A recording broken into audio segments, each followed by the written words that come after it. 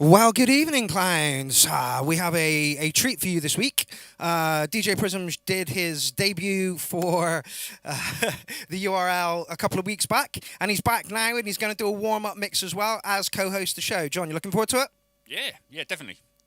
Excellent. John's looking really, really happy and healthy at the moment, and it's great to have him in for the warm-up mix. So yeah, John, without further ado, we're going to go back to back, a couple of tunes each, something along those lines. So yeah, John, if you're ready, take it away, my friend. Oh, don't forget, stick around for the show. Show starts in 59 minutes, and will be co-hosted by myself and John. But until then, let's listen to some drum and bass. This is all John's work, by the way. This is literally all John's work. We're not playing other people's stuff here. We're playing John's work, and that is it. So yeah, John, take it away, my friend.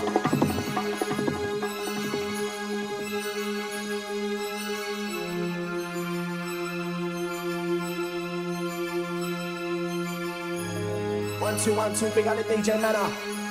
Add to the prism, add to the output, trust. Yo, 1, 2, 1, 2, big on the record, big on the manner, big on the output. DJ Prison. Yo, it doesn't really matter what they do or what you say. It's all that man, I'm drunk on DJ. Now with a bit of bad boy DJ, please turn that place up, we play. When we take you to that don't have it, LED singers way. Hey, I'm gonna make you try to this show. I'm gonna make you shake to a throw. Put the man up, I'm a hero to the Romeo. I'm the dance show, press for the back, that's not your window. Not the 60 grand to reach low. To the floor, that bit of turbo, pull up, and we keep it change slow.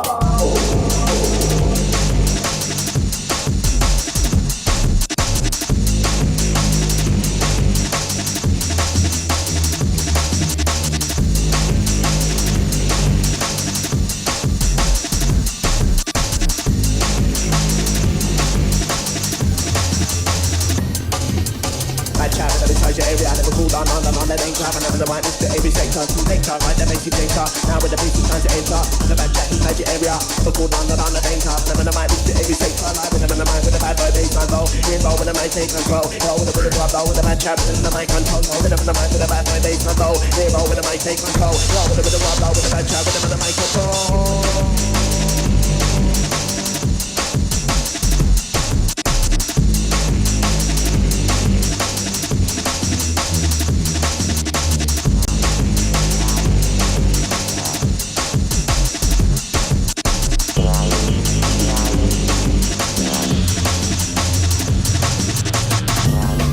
1, 2, we got the DJ man up.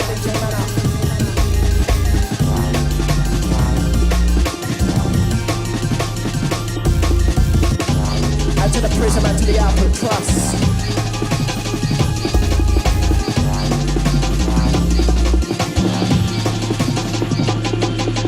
Yo, 1, 2, 1, 2, we got the breaker, we got the man, we got the man, we got the output.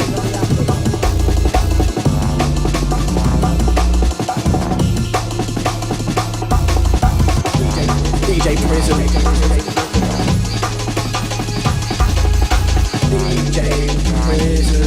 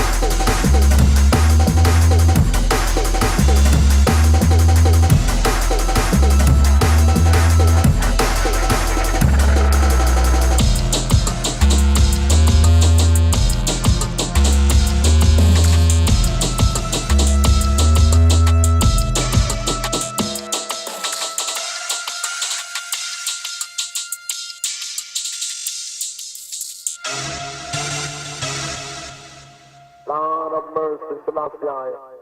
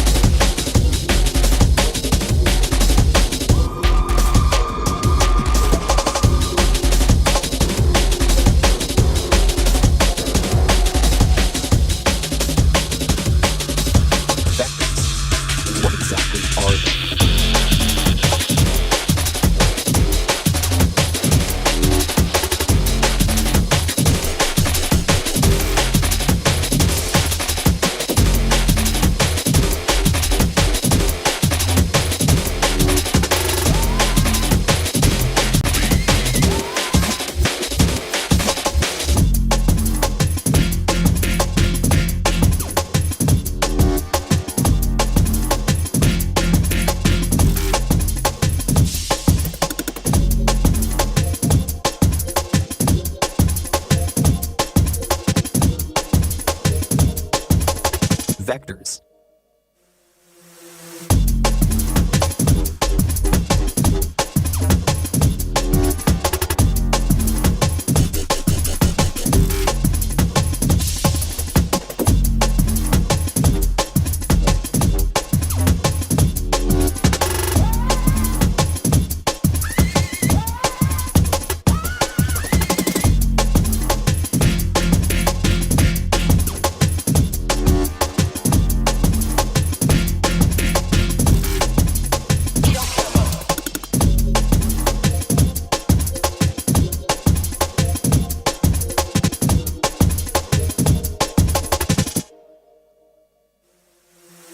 Vectors.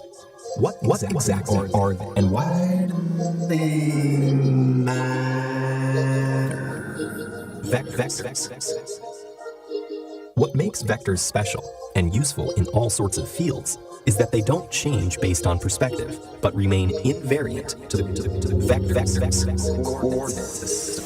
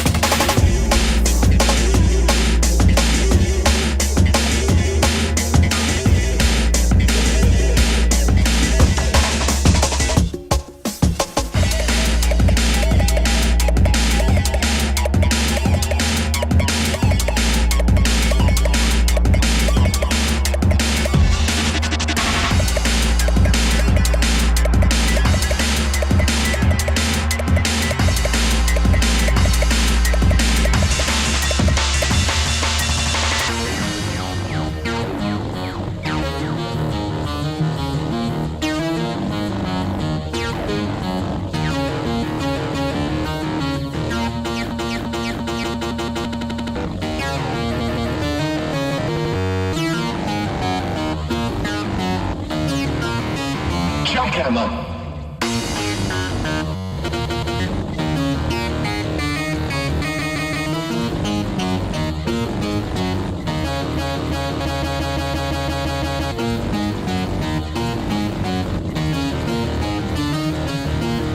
If I wanted to fucking arpeggiate, I'd buy a jackhammer.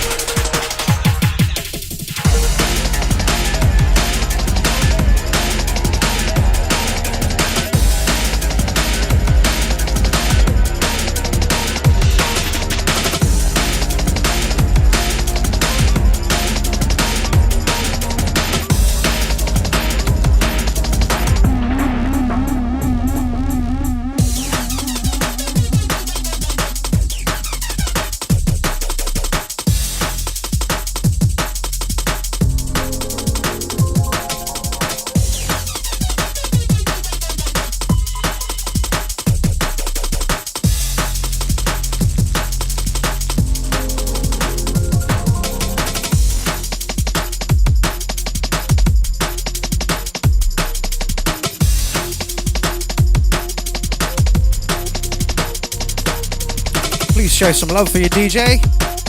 Here we go. Yeah, man. Throw up some hearts, please. Don't forget to like the stream. Show starts in 23 minutes.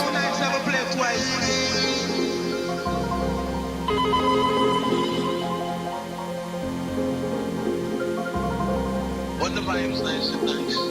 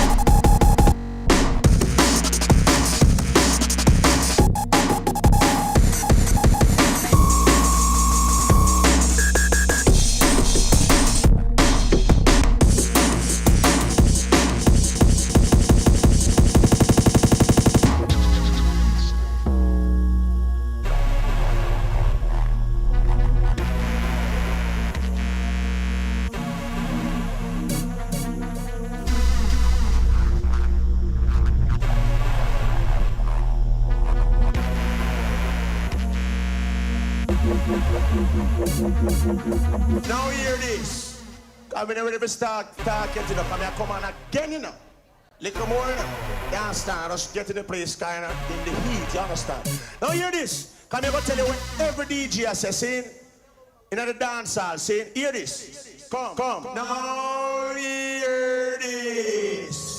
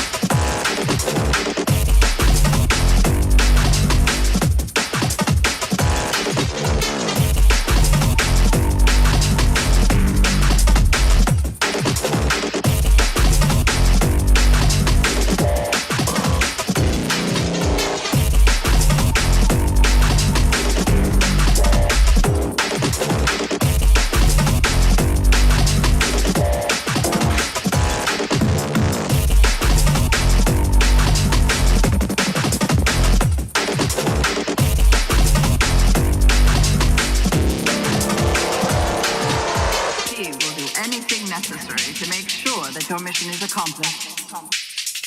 Even if that means sacrificing herself or you. She will do anything necessary to make sure that your mission is accomplished. Damn! Trying to step to this. Motherfucker, I'm ill. Yeah.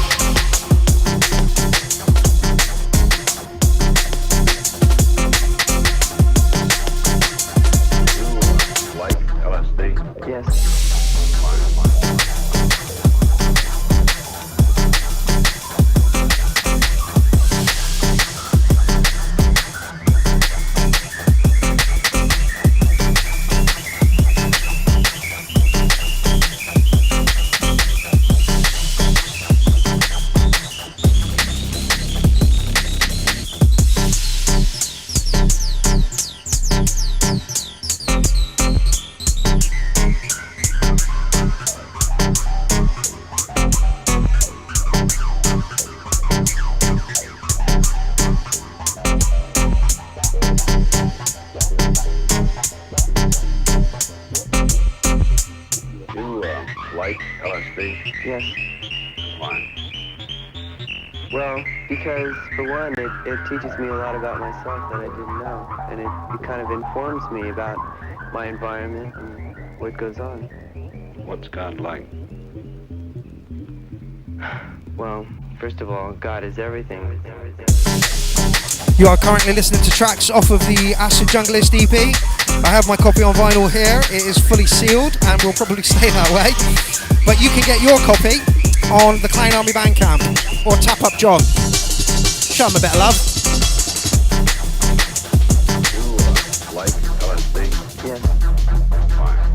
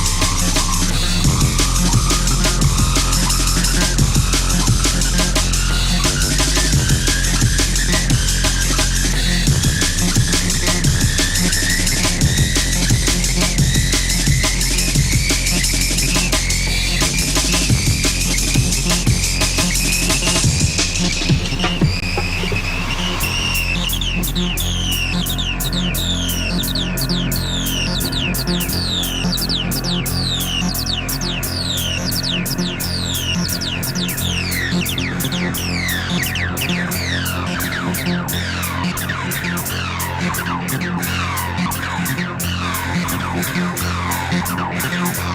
floor killer, I'm ready to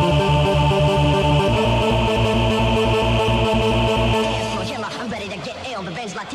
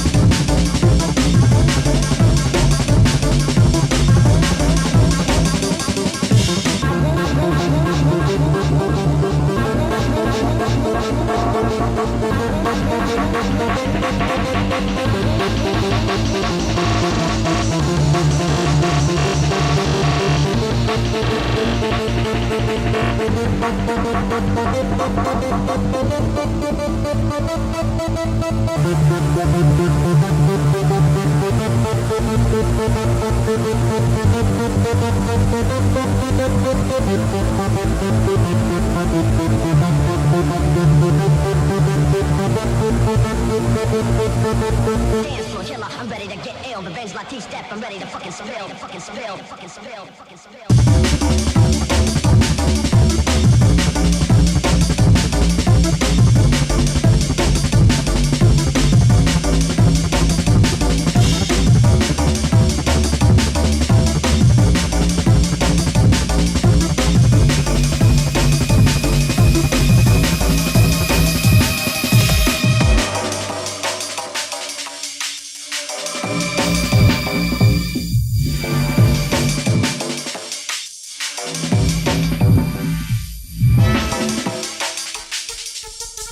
pair of fucking vaginas.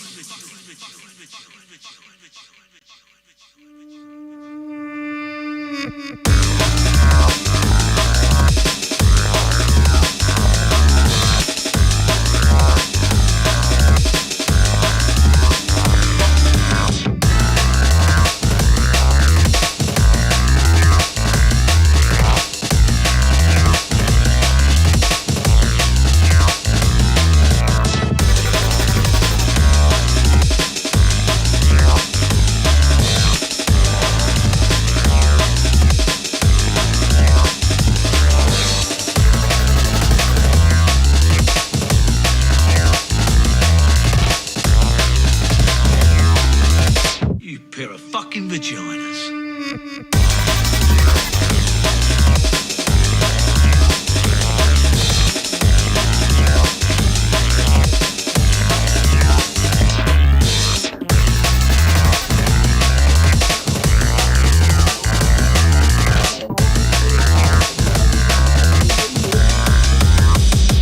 Serious?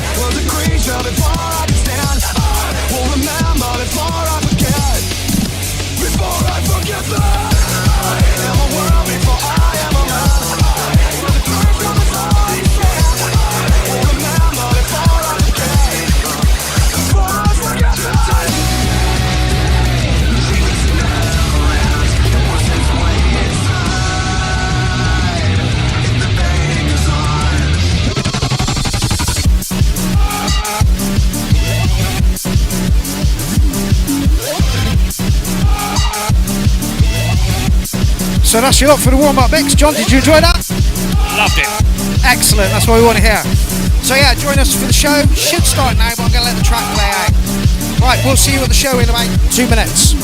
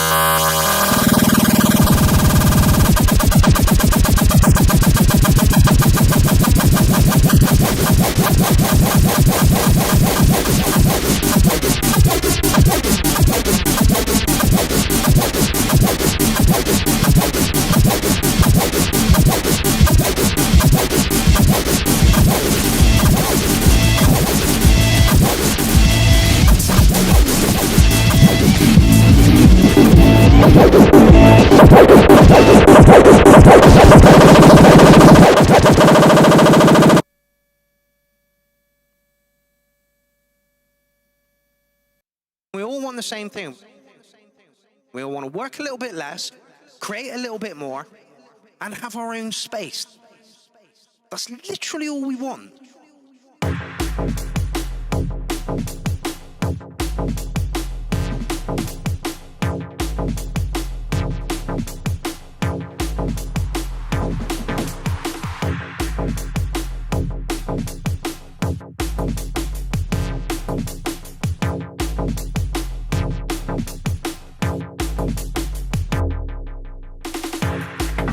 We all want the same thing. We all want to work a little bit less, create a little bit more, and have our own space. That's literally all we want.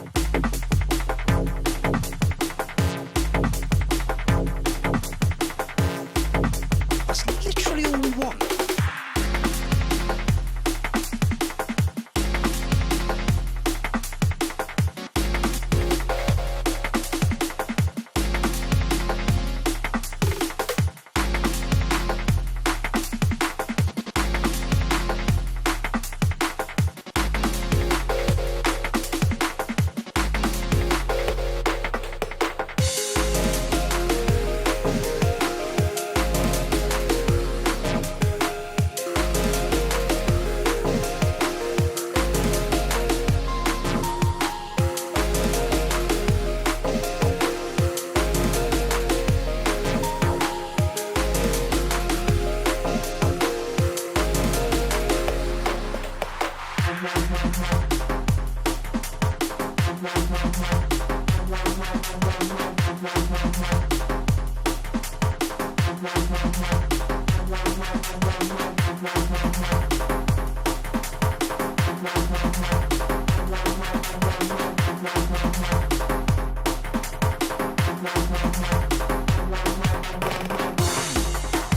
want the same thing.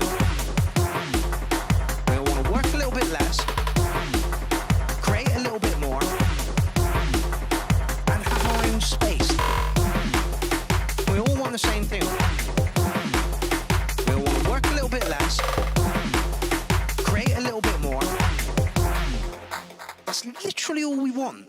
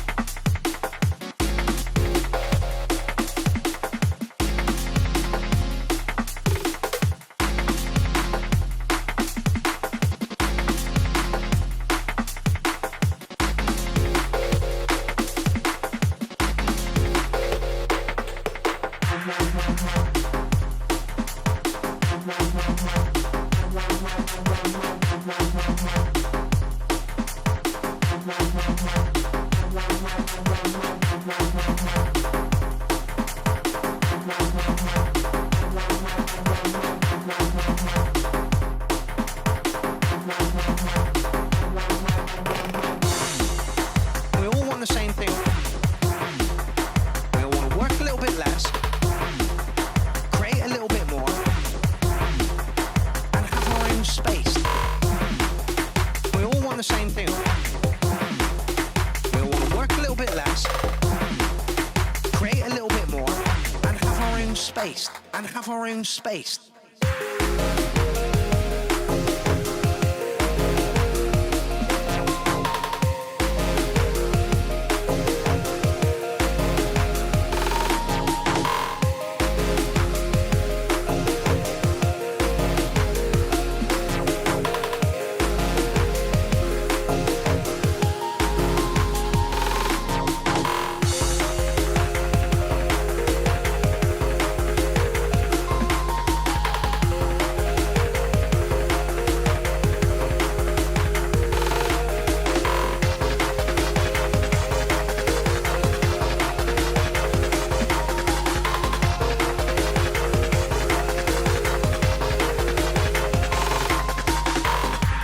Intro track provided by Dean Daughters, and please welcome into the studio, Jonathan Warren Prism. I always get that the wrong way round, and someday I won't, and it'll be lovely. DJ Prism is in the place. I hope that you enjoyed the warm-up mix that we created for you just then. Oh, it was good fun.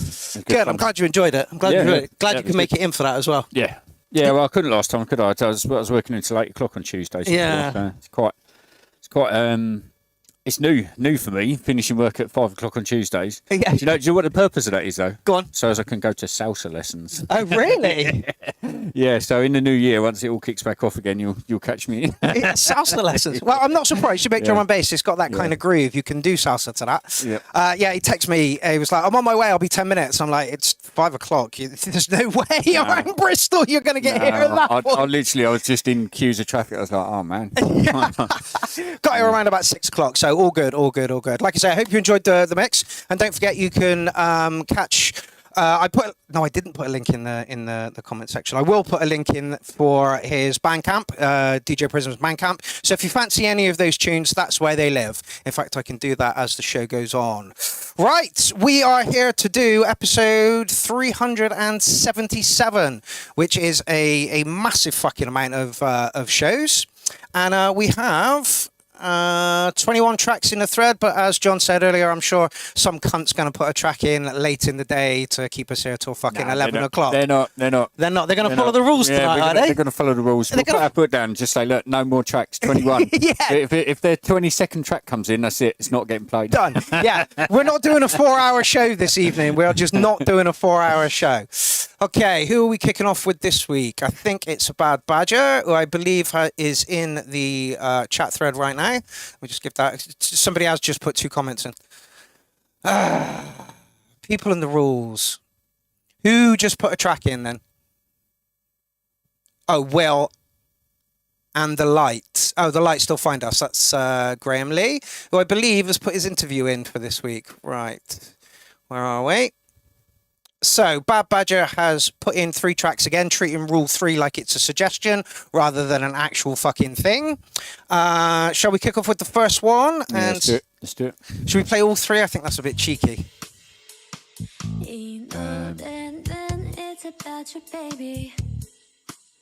That's better. Now we're in the middle.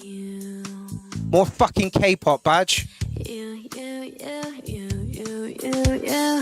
내가 힘들 때 울 것 같을 때 기운도 이제 나지 않을 때 It's you 날 걱정하니 It's you 나를 깨하니 말은 해도 돼 Of course I don't read the explanation, Badge. Am I supposed to?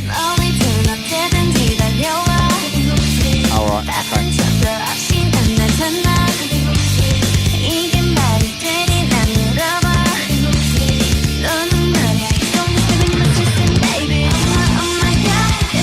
This is very representative of his porn searches.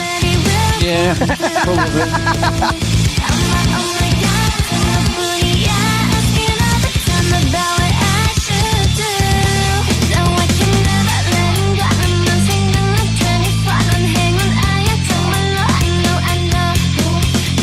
I haven't any words for this. Not got one? No, nothing. To my ears, this is how the track should have been produced. Oh, you know, is it not what it's meant to be anyway?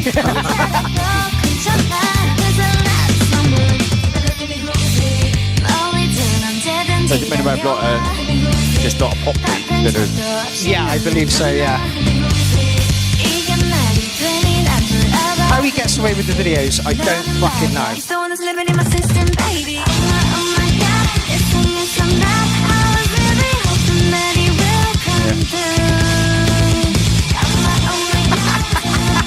That neck just about says it all.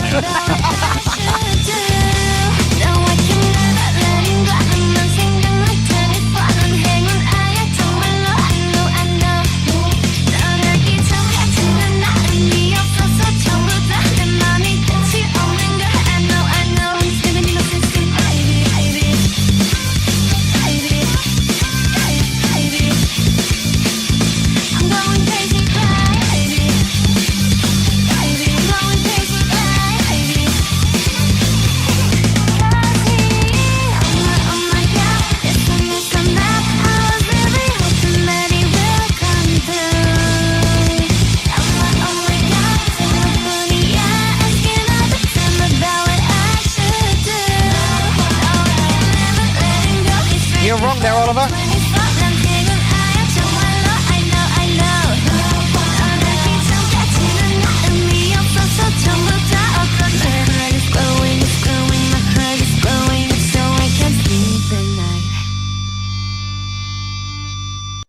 Go on then. Just no. So I'm guessing, Badge, that isn't actually a mashup. There is some K-pop in there. I'm guessing that's OMG, and I'm guessing that the drummer is what you've placed over it. It'd be nice to hear what the drummer was playing to. I mean, not a bad mix, Badge. I'm kind of with John on this one. Is like I don't really know. I mean, that's how it sounds like it could have been produced and presented to the world like that. Yeah. Sounds good. Yeah. Yes, Oliver, that is indeed a mashup. I believe the drummer is one video and the K-pop is another video. I mean, I'll give you an 8.9 on it, Badge. It sounds good, but like, stay away from the K-pop. Yeah, I just don't think there was a need for the K-pop, but anywhere. No, ever. But it was well put together. Yes, and I'm not knocking that at all, but it was it's not my kettle of fish. No. I mean, I enjoyed the drumming in it. Yep. But when I said heavier kick drums, I'm talking like more like Slipknot heavier kick drums rather than K-pop heavier kick drums. Right, do we want another Badger or should we move on and come back to Badger? By the way, the blurb was, last week, Mark said that he wanted more double bass, drums and general heaviness in my mashups. No, I meant that's where I'm going with my bass and I want... Anyway, and I think DJ Jones actually demanded yet more cute and girly K-pop. He absolutely didn't. Absolutely. Nobody on this show... No. Right, show of hands, who wants to see more K-pop? Yeah, that's what I thought. Badge, leave him alone. Right, let's rock on to the first track, which is Doob's Monstrometer. It's quite beefy. Guitar based, I'm imagining. Let's hope there's some double kicks in here. Are we moving? There we go. Not double kick drums.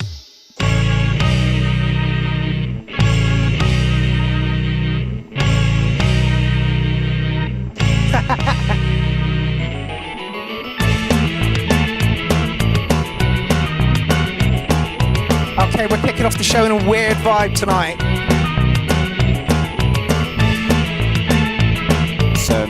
It's a little bit ska in a way.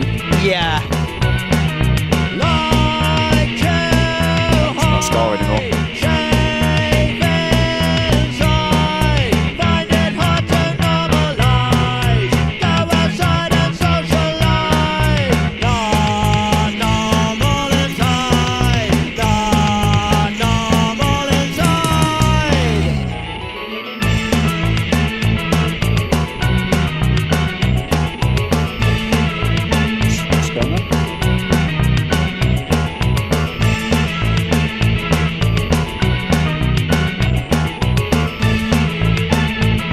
Odd track. Reminds me of Pink Floyd. Oh, really? Like the really early Pink Floyd. Reminds me of like the guy that lost his mind. I think it's like when he was still part of the band. Yeah, I know absolutely, like literally what I know about Pink Floyd, you right on a stamp.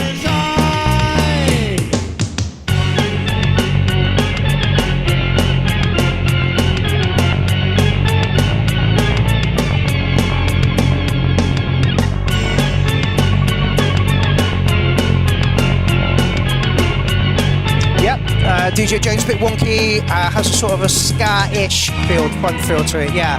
It's also got like a fairground feel to it. Yeah. And some sort of like B-movie monster. A bit punky. All rolled into one. There's a lot of different stuff going on. Pick a lane, motherfucker. A little bit of surf rock in there as well. Yeah.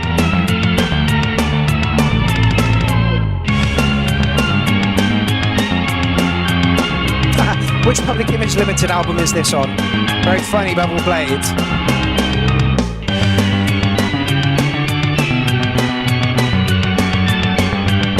I just want those drums to feel heavier. They feel like they can sit in a wet cardboard box. Yeah, it needs a bit of distortion on there or something to beef it up. Yeah.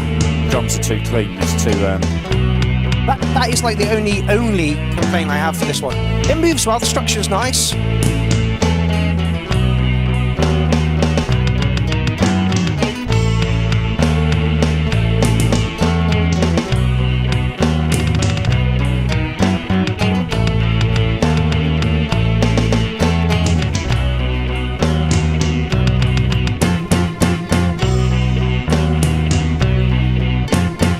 Malcolm says needs more K-pop. I imagine Badger's run off. I definitely don't. Nothing needs K-pop. My 16-year-old niece is into K-pop. That just about says it all.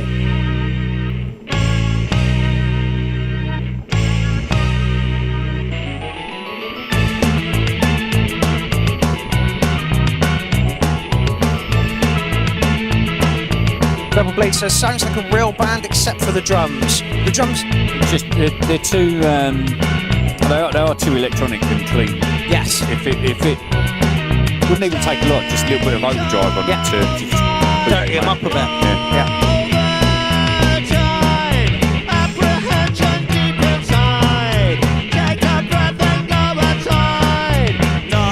Double Blade's very vocal today. Nice job avoiding mud. Yeah, absolutely. Yeah.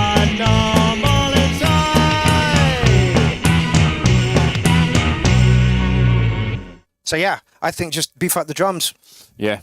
A little bit of overdrive on the drums. The track is very interesting. I wasn't ready for this. To be honest. First 2 tracks of the show is like really blown my mind a little bit. Like, wow. But yeah, definitely a good track. It's had lots of changes, lots of switches in there. Yeah. The only thing though is just a little bit of grit in the drums. Yeah, I totally agree. It did take us on a journey. Like I say, we compared it to a few different things as well. So if we're comparing it to things, then especially in high regard the things that we're comparing it to as well. So the track worked. I'll give you an 8.5 on it. I just think that those drums need beefing up. Oliver also says the bass isn't in key or just to my ears. I didn't notice that, Oliver. But did you notice that? No, but I found the track quite distracting. It just switched about so much. I wasn't sure whether I was enjoying it or not at times, really, to be honest. But the only like I say, criticism or feedback I would give is around the drums. I think other than that, it actually works all the way through. It's just a very interesting track. I'm wondering if those drums were mic'd up in some way and whether they're separatable from the track so that they can actually be processed. But yeah, fun track. Who else? DJ Jones gave it a 9 and 10 Mil gave it 9 Shaggies. DJ Jones says, surprise track, a new Troll Night. I hope not. I fucking hope not. All right, let's rock on. I hadn't thought of that. It's not a Cantina Troll, I can tell you that much. Bits Grade up next with a nearly 7-minute long track. More progressive house from the man. Okay, I'm ready for that.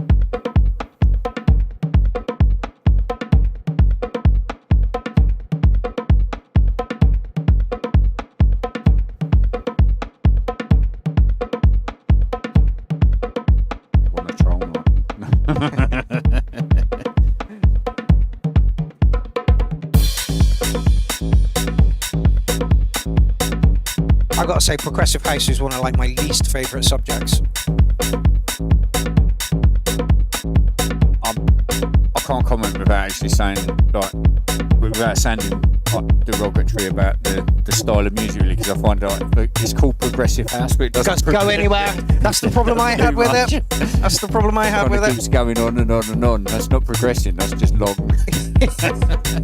Well, we've got nearly 7 minutes for this, so. No, but I totally understand where you're coming from. I used to run a club night, and our motto was excessive, not progressive, because there was a really big progressive night around in Bristol, and everybody just went to it.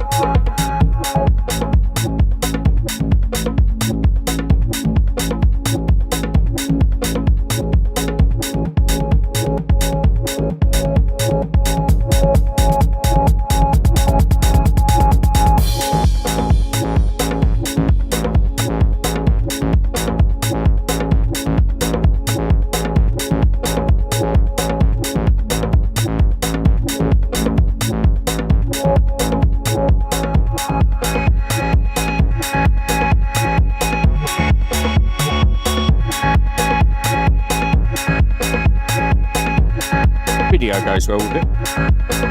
Fits the track.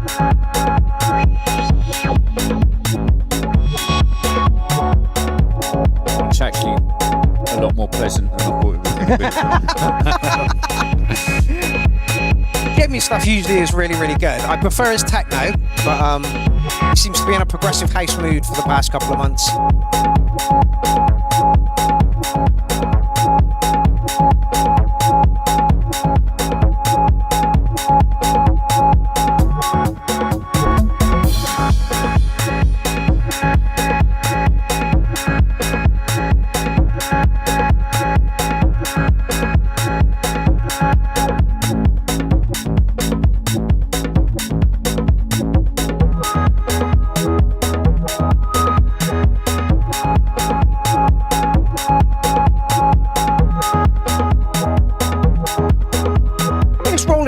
nicely. Don't think we're going to get any surprises in that.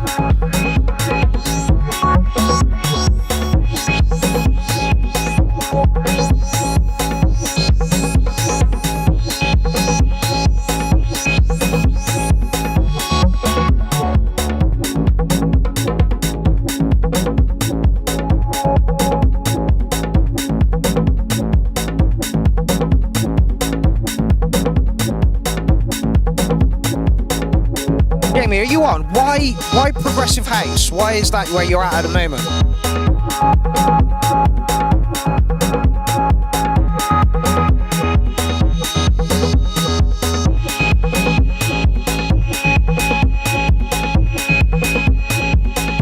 A bit basic, isn't it? You know, it's like Yeah, experimenting with different styles, see whether something sticks. yeah.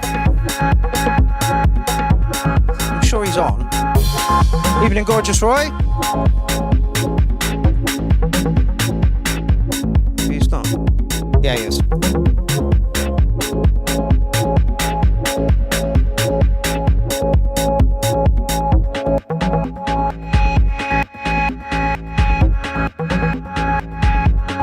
It's more of a journey tune. It's not exactly progressive house, says Jamie.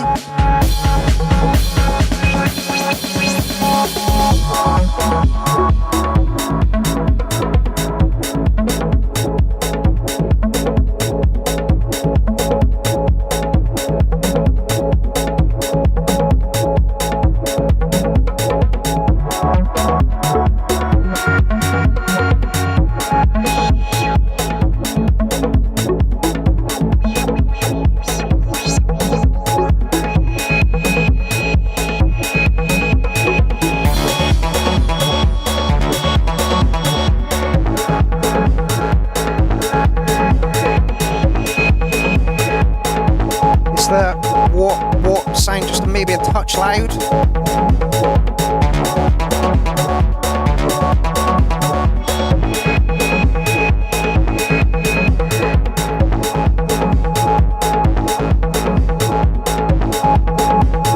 I like it a lot more than I thought I would. Yeah. Yeah. Yeah. It's that progressive house label. People see it and they Yeah. instantly just walk past it. Exactly. I thought it was just going to be a kind of Same a thing. long, monotonous thing, but it had a nice couple of little cool changes that. There was a bass line that just came in, which you could have absolutely brought in earlier.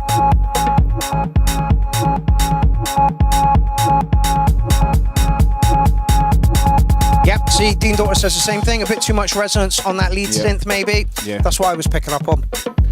Yeah, not all the way through, but in places it just Stepped up. Yeah, just peaked a little bit too much with the highs.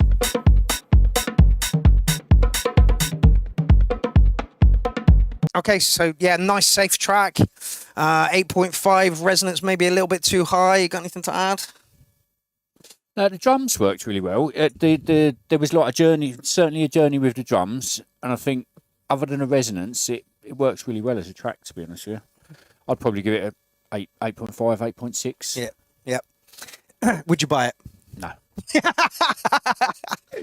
No. If I was a progressive house DJ, I probably would, because that would go with that kind of music and break things up a little bit. But it's not my style of music, so I wouldn't go and buy it. But purely because I wouldn't mix it. Yeah. I mean, it's a nice track, Jamie. It'd be nice to see you put some techno in sometime soon, mate. Okay, let's do another one and we'll go back to Badge again. Oh, Christ fucking mighty. Okay, somebody pick a number between 1 and 20. 1 and 20. I'll go with 15. Go on then. Until 18, please. I know what's going on here. Yeah.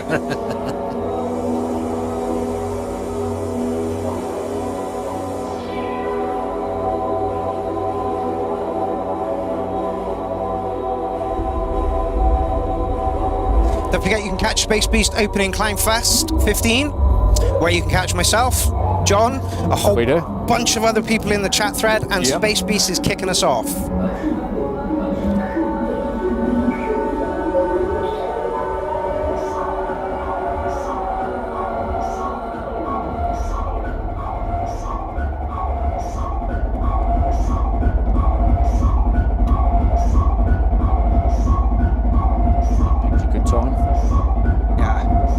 is about to get. But the problem is marking this is just fucking impossible. Honestly. Pretty much, it's like a combination of tracks, isn't it? Yeah. You can't just say. Pulling just a little bit out is unfair to Space Beast. Yep.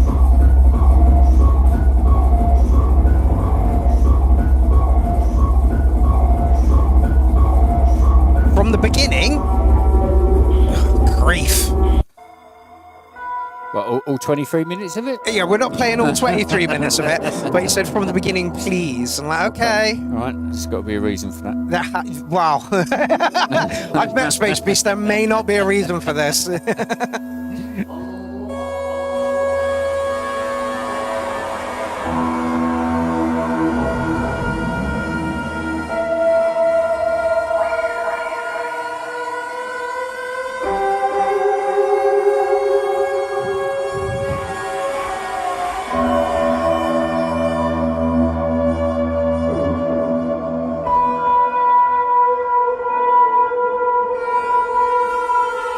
One thing I do like about Space Beast Go on.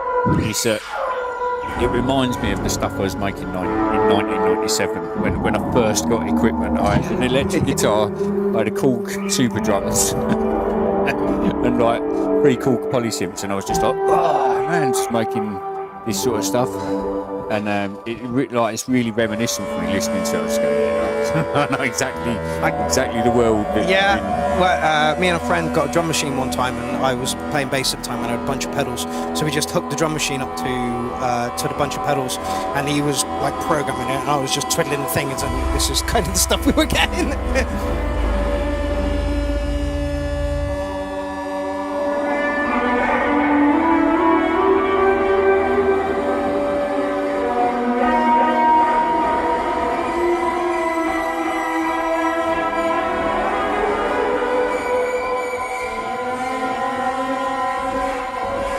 A wow plugged into a distortion pedal.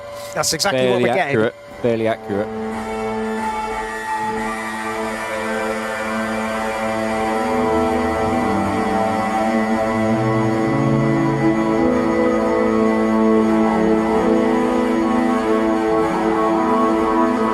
Again, this is impossible to mark.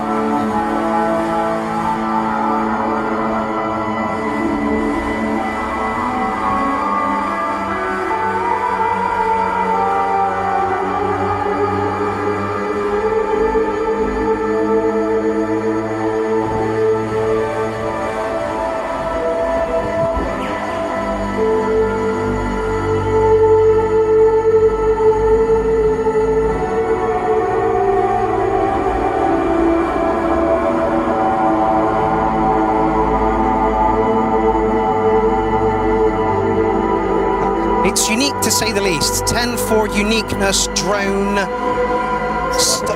Yeah, it really is. Yeah. Right, we need a kick drum, Space Beast. Right, let's just see where this was going.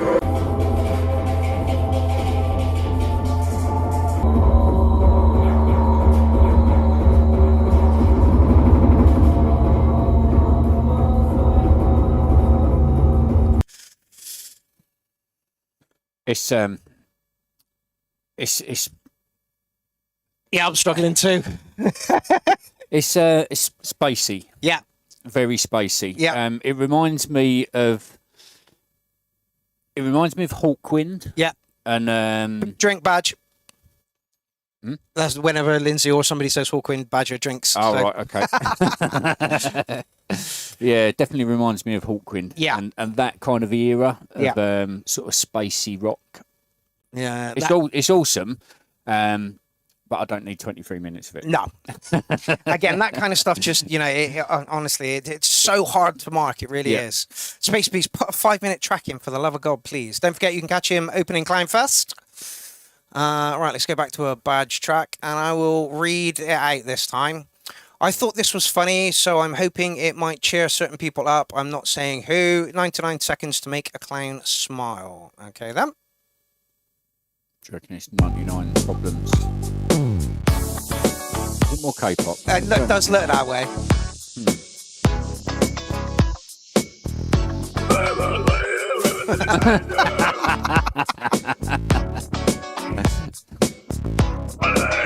Police, bastard! Fucking cookie. Fucking cookie. Who is that?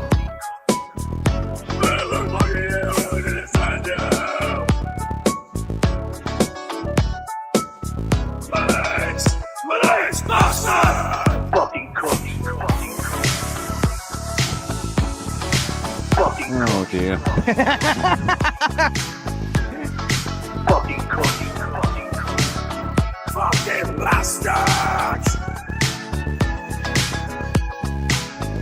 Living in the shadow of the uniform fear!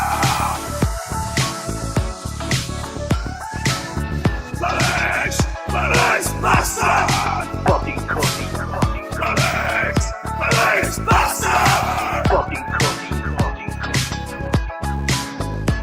Where are you and this I know?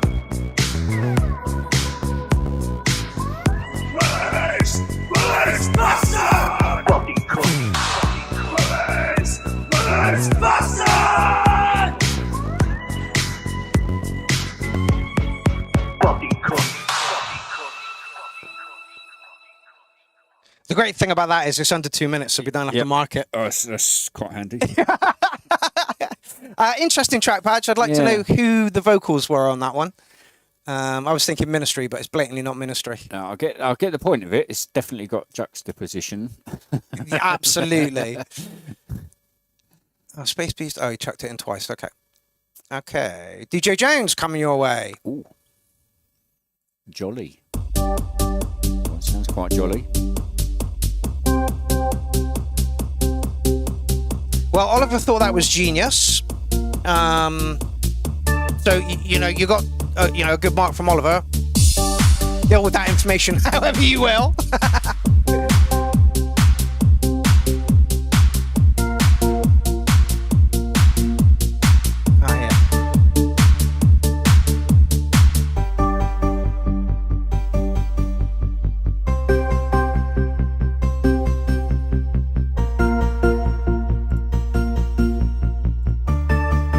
Don't forget to drop a vote for last week's track of the night. It looks like Michael Walker is in the lead at the moment.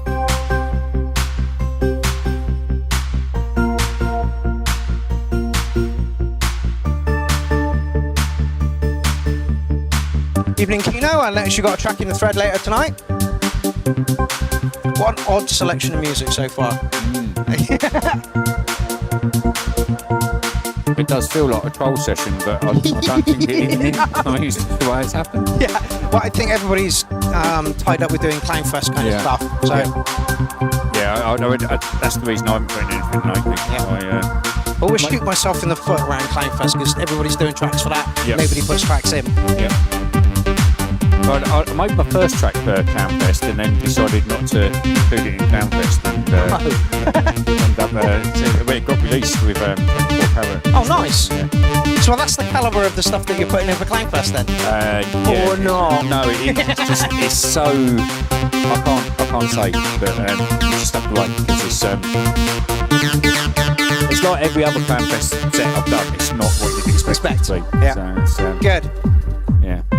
Well, it was your fault though, because you put me in the day of the Clownfest. You put me in the group, and I didn't want to be in there. So I said, right, that's what I'm doing, and then I left the group. Oh, did you? Yeah. And that is what I've done. That's exactly what I've done. It's interesting.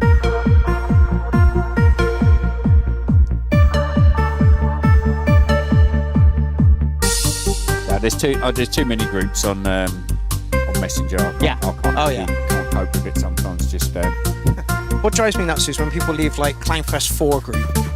It's like you're just bringing attention to like Clownfest 4, which is like 4 years old now. Yep.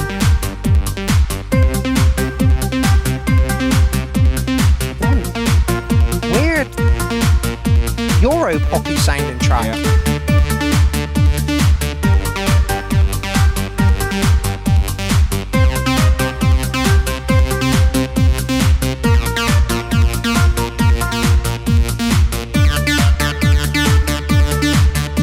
Could maybe be lifted a bit.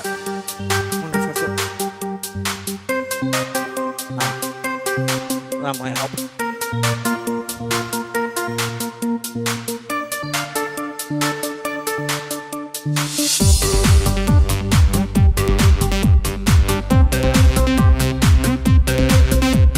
Definitely a Euro sounding, Yeah. without a doubt.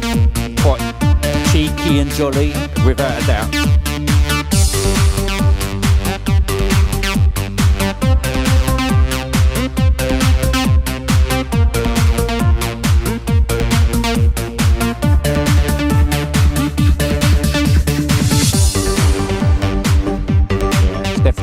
It's definitely one you hear in a club, in a resort. So it's got that kind of beach home party sort of vibe going on.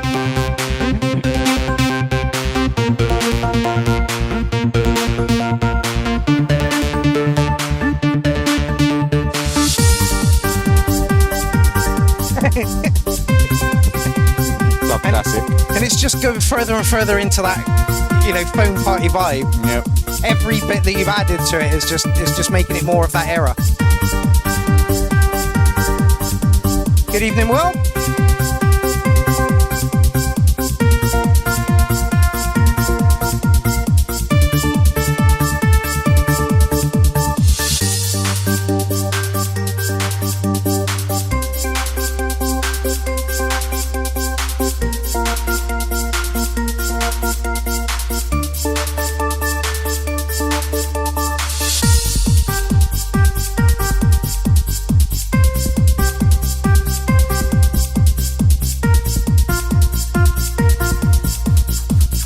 Good evening, Sam. I noticed you got something in the thread later this evening.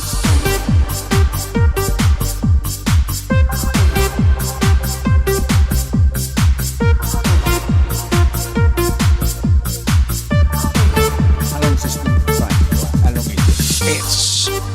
It's 6.5 minutes, and we're 5.5 minutes in. Okay. Feels too long to me. Well, fun enough, Gorgeous Voice says needs to have more variation in the chord structure. Quite predictable after a while. Yes, again, it's a really safe track.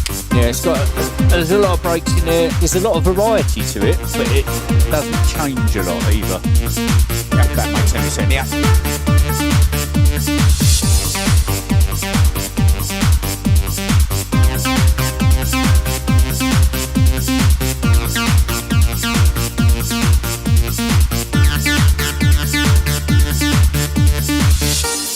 Jen wants it to go through to track of the night. Hold your horses a little bit, Jen. There might be something a little bit later on that you know.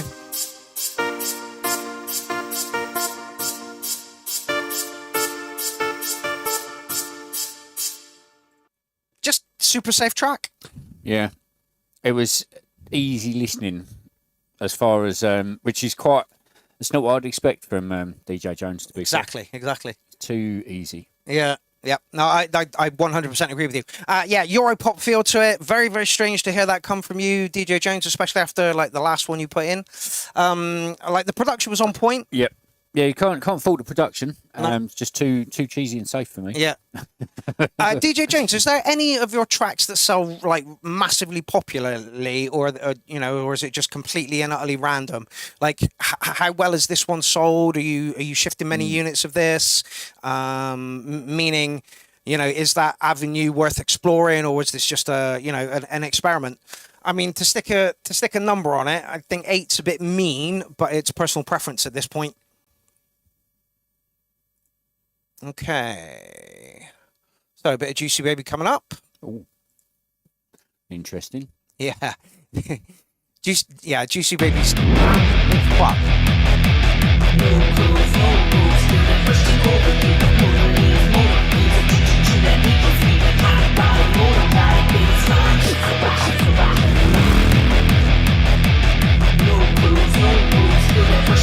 Giving us a bit too much at the beginning, I fear that.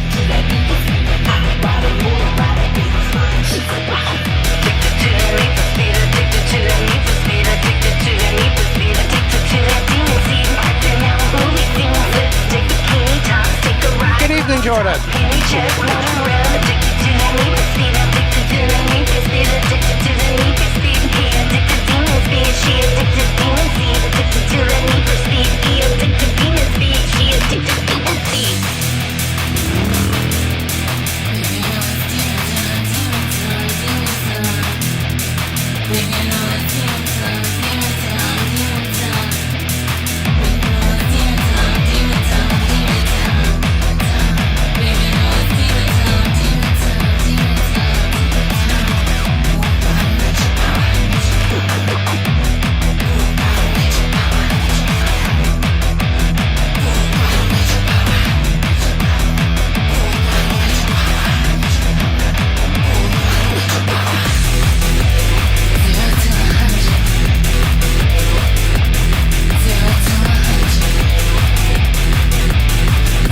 feels like there's a fucking hell of a lot going on in this track. A lot of elements. Yeah, there's a lot of elements.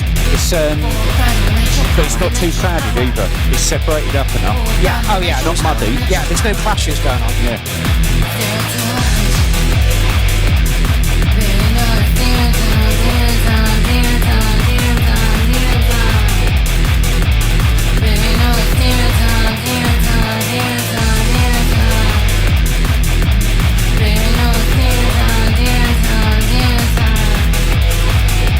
Graham Lee says, I can see this working well on an ALT dance floor. I'd like to see it stripped back a little bit.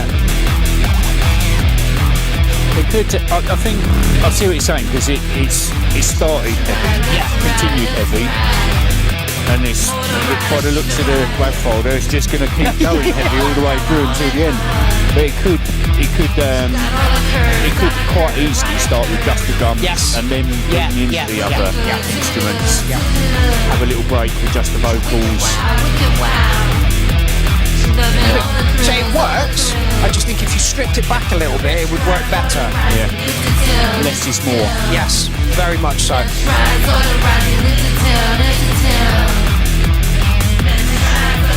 Like you've got a guitar solo in there, you've got some synth line going on in there, and Juicy Baby's voice. Like they're not clashing, but they're all kind of in the same space. That's Juicy Baby. Well.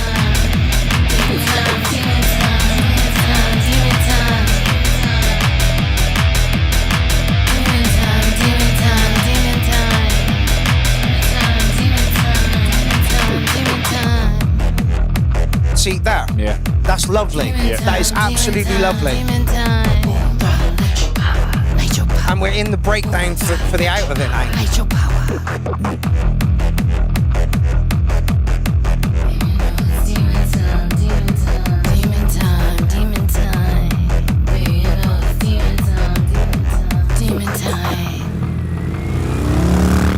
Yeah, you gave us everything at the beginning.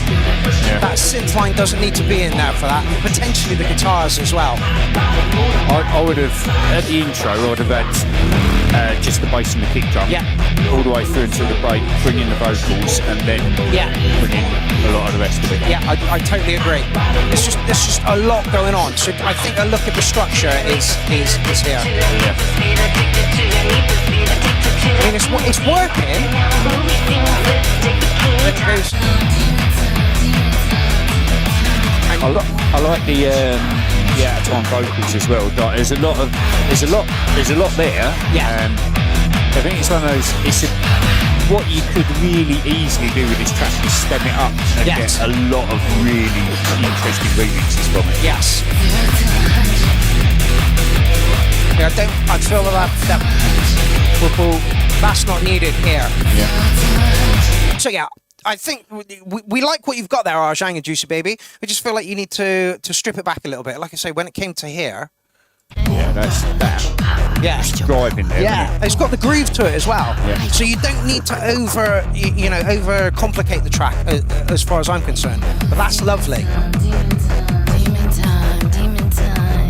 So I'm not going to mark it right now. I'm going to hope that you rejiggle it in the mix stage and send it back to us. Mind you, it's been up 12 days and he's got 170 views on it, so he's not doing too bad. It's all right. Who is next? Oh, Sassy Floof Carver. Okay, so this is from the Space Beast camp. Is it 20 minutes long? Thankfully not. She does say stop it after about 6 minutes. Okay. God, how long's that intro? A minute, okay.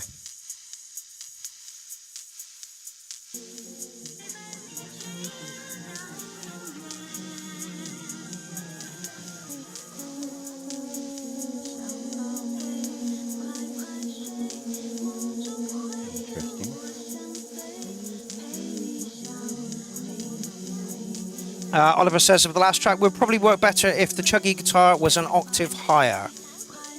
My God, Oliver's giving advice. I don't think there is any need to change any of the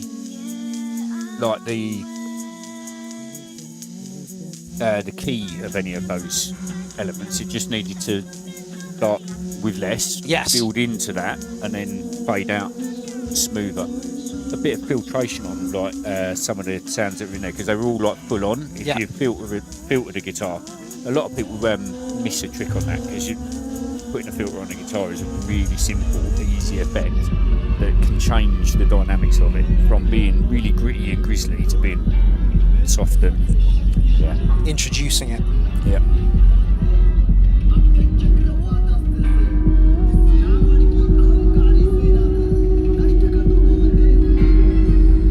Lost for words.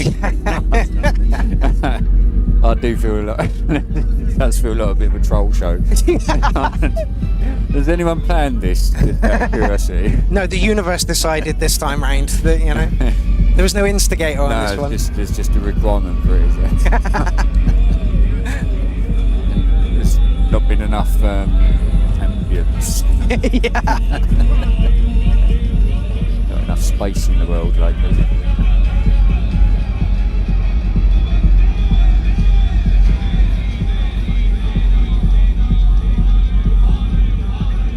I mean, I've always loved the 90s, mid-90s. There was a lot of this kind of stuff going on around then as well, wasn't there? You know, just there's a lot of acid around it. I don't think we're ever going to get back to that. No, unfortunately. I think the batteries in your mic are failing. So I'm going to change 1, 2. 1, 2. No, it seems to be I'm all right. Go. Go. Hello. What I am going to do speaking is to quiet. pop that up and turn me down a touch. Let's see how that works. Hello.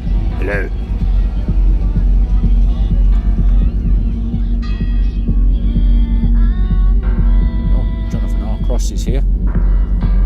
Our Hardware Jams buddy. Oliver, that's how it is in the studio as well.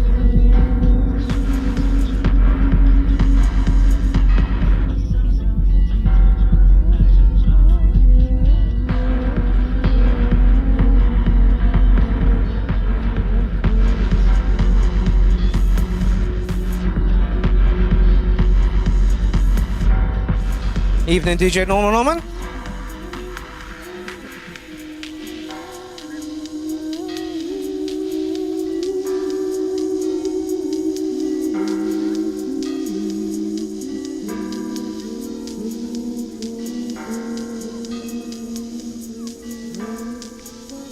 It definitely feels like a troll event. I don't get it. Yes, absolutely, Kino. It does sound like you're outside the club. Yeah. I mean, it's meant to sound like that. Yeah. And I've got no objection to it being like that either, to be honest, because it is different. And I think that's part of what makes music really is that everyone's got their own take on how the track should sound. Yeah.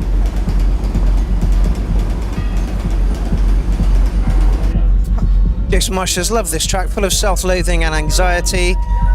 A paradigm of modern day society. Yeah. It's definitely, yeah. I don't know. No, I can't really put words to most of the stuff that's been played. Yeah, it's going to be hard to put a mark for this one, it really is.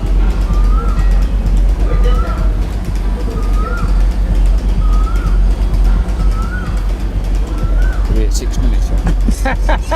Not quite, we got one to go. Yeah.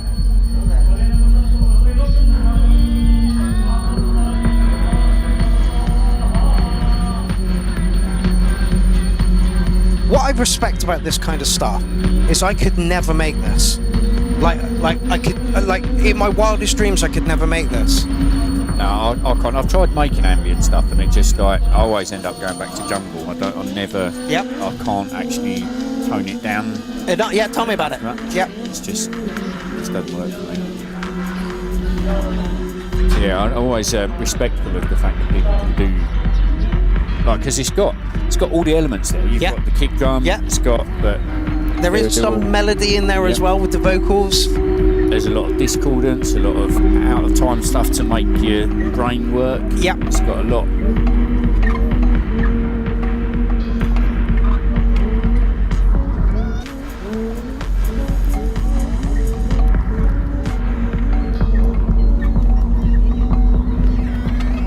very difficult to mark, and also ridiculously difficult to give constructive feedback on. Yeah, I wouldn't know what to say. I mean, I could arguably say the hats need to be higher in the mix, but do they? Because I don't know. I don't make this music. It feels like it, or it could have a snare drum, but does it need a snare drum? No, obviously not, because it hasn't got one.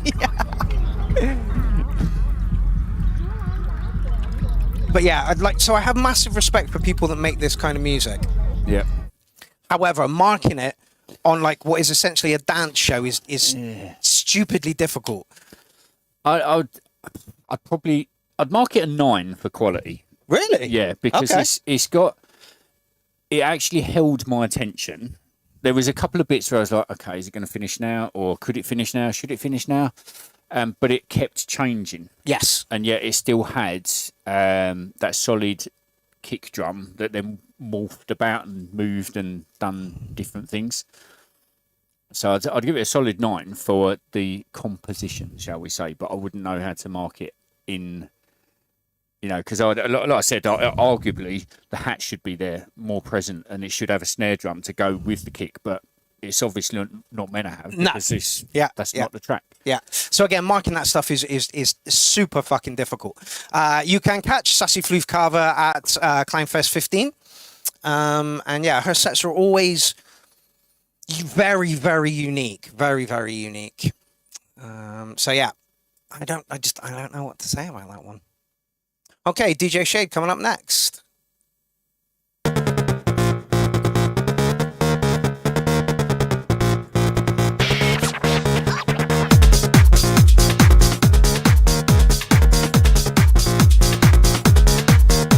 feel like we're not being trolled again.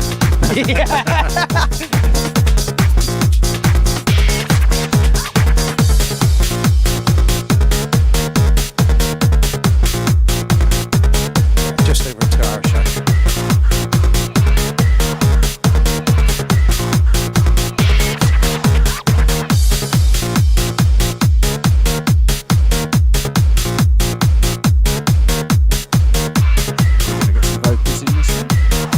I certainly hope so. So do I. That's what I was kind of waiting for.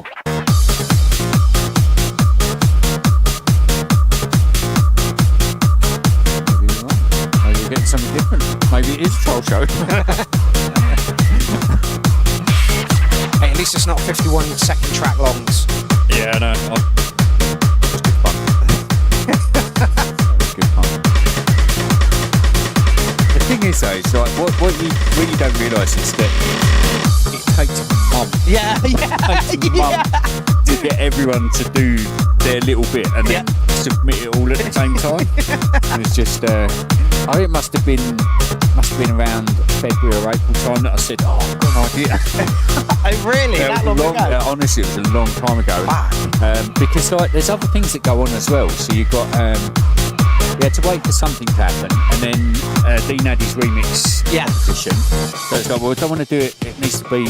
I can't remember what it was before that, but there was something else, and then Dean's remix. So it needs to be after that. So we'll do it around September time, and then my life kind of went a bit skew. So it was like I wanted to pause it for a second because I was like crying in the canteen and going, and then I managed to pull myself together and I said, should we do this show then? Yeah, love good it. fun that was. You missed off one of my 52 track and second Oh, tracks. did I? Yeah, there's only one of them. I can't remember which one it was, but I've done one with some guitar in it as well, and it didn't get one. Oh. That's such a silly idea. Yes, it was. And there were some brilliant ones as well, though. My first clue was when Tony Duncan put in a drone track with just his face. The visor. And I'm like, how am I fucking supposed to mark this? That's brilliant. I can guarantee you there will be more troll shows. I think everyone loves it too much.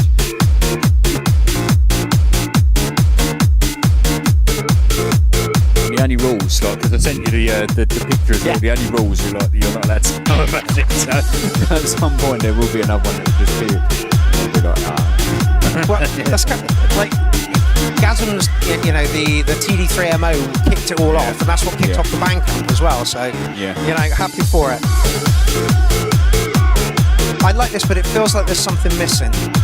Well, I was expecting vocals. Yeah, they are there, but it's buried. It reminds me of like kind of like the late 90s kind of pub house type vibe. It might be what it's going for, to be fair. I don't really know. But, the past couple of tracks have been sort of hard house influenced. This is more. This isn't so hard house. This is more like you say. What was handbaggy, isn't it? Yeah.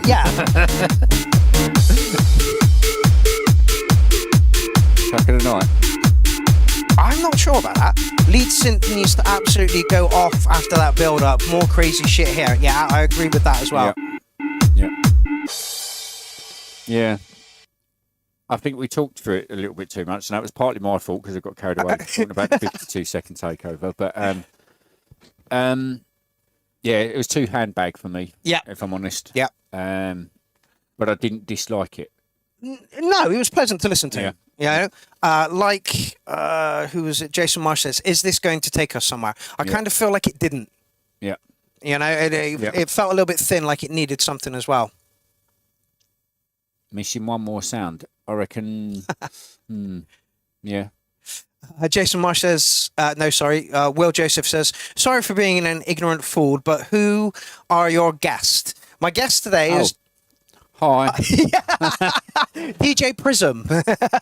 If you missed the warm-up show, most of the tracks played, apart from the last two, were from his back catalogue. So rewind that and you'll know exactly who he is. Very, very good drum and bass producer. Has a track. Has a release on our Bandcamp. So there it is there. Sure, let's... I think... And 1, 2, 3 or 4? No, I don't play. We played all 4 of them earlier anyway. Oh, did we? Yeah. Okay. Yeah. So yeah, if you fancy giving the Clown Army a pound for the sound, you could do far worse than go over here. No, that one. And buy that EP because it is absolutely fucking cracking. Right. Okay, so DJ Shade, if I was going to put a score on it, it'd be 8-ish. Maybe lower than 8, maybe just over 8.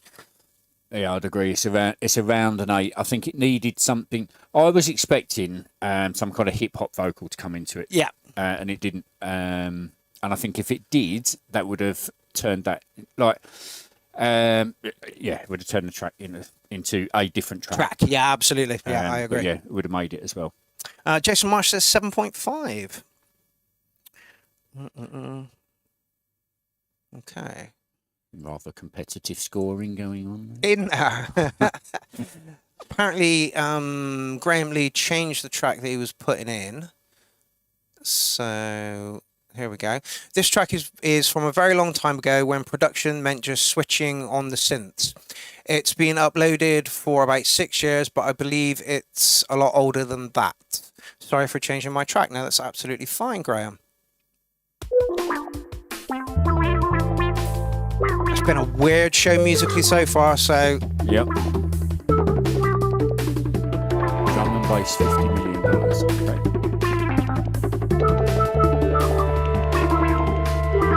Okay. Who was asking who I am?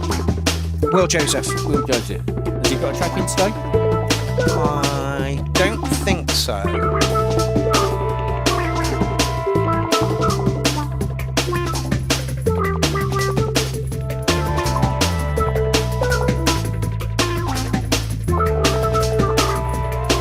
Yes, he does, actually.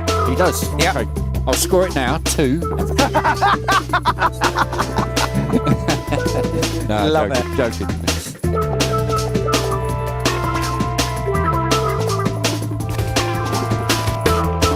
I'd not call it drum and bass yet.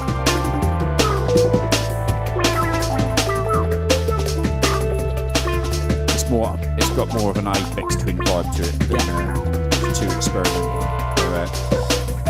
It actually be drum and bass. It's got drum and bass-esque to it. Yeah.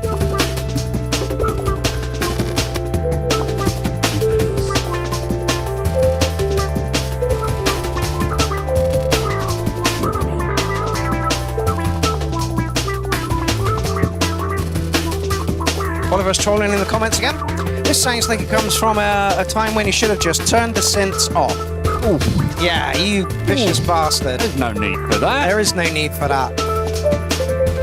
How would anyone grow their sound if they don't get constructive feedback? Absolutely. Was that constructive feedback? Absolutely not.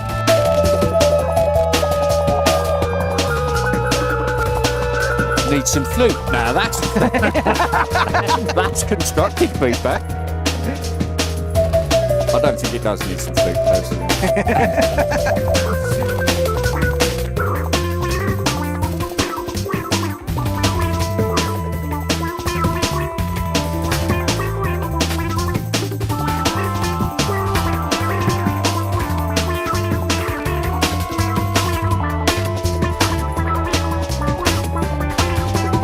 All kinds of discordant sounds going on in it as well. I mean, bearing in mind, if it was uploaded 6 years ago and it's a lot older than that, I get the purpose of the track. Yeah. Because it's got that kind of, well, it could be drum and bass, but it's not quite drum and bass. It's got a lot of experimental feel about it. Yeah. And the issue is the mix. It stops it being actually either drum and bass or anything else, because it's got the levels aren't quite right. It's got two, like the bubbly sort of noise is the key feature of it. Yeah. Where it should be your drum and your bass. It's going to be a drum and bass track. Yeah. Yeah. Again, it feels like experimental breaks. Yeah. Very interesting. And again, I feel like we're being trolled. Don't know what's going on. If it is a troll night, just someone say. Yeah. Someone own up. Who instigated this? I don't think it is. I mean, it's just the way it's happened.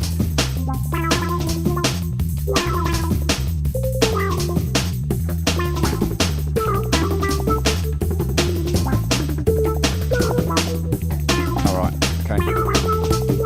Cracking on. Yeah. I think Oliver's trolling us. I genuinely think Oliver is trolling us. Yeah, maybe it's his troll night. Well, this is the longest he's stayed on. He's been on for nearly an hour now. He must be really fucking bored. It says, just started playing all the new jazz chords I've learned on it, and I like it. Now, track of the night.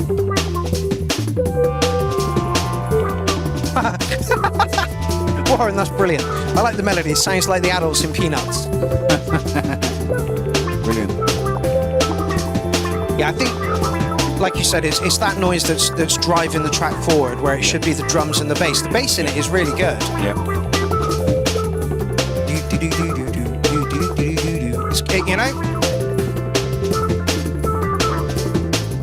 And a solid kick as well. So it's got the snare, but it doesn't have a solid, like three drum and bass. Yeah, it needs to, Yeah, it sounds like if you'd take the drums out of a Jonathan R. Cross track.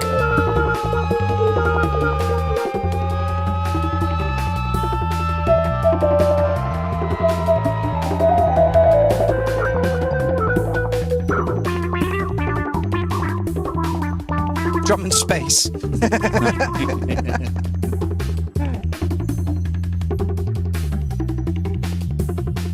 So I'm surprised you'd swap that out, Graham Lee. I know that the original thing you put in was your interview. And I was quite looking forward to listening to that, actually. I wonder if you've put that in a bit later.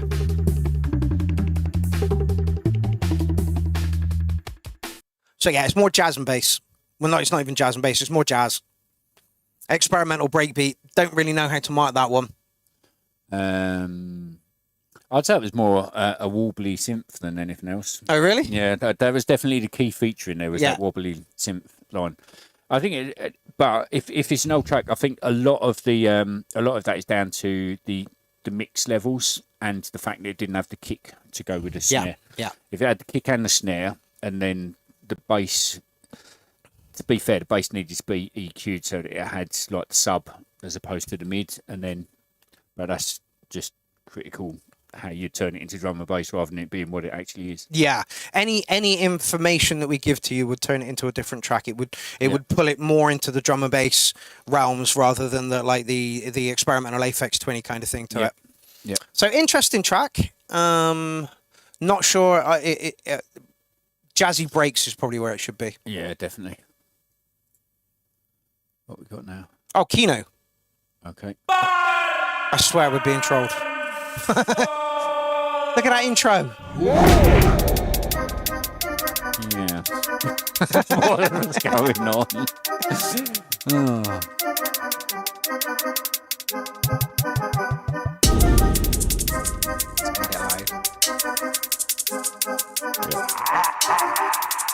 Is it going to go into drum and bass? So we get drum and bass here? Well, it says drum and bass. It's definitely looking like drum and bass. Yep, sounding like it too. Be nice if that kit got a bit bigger.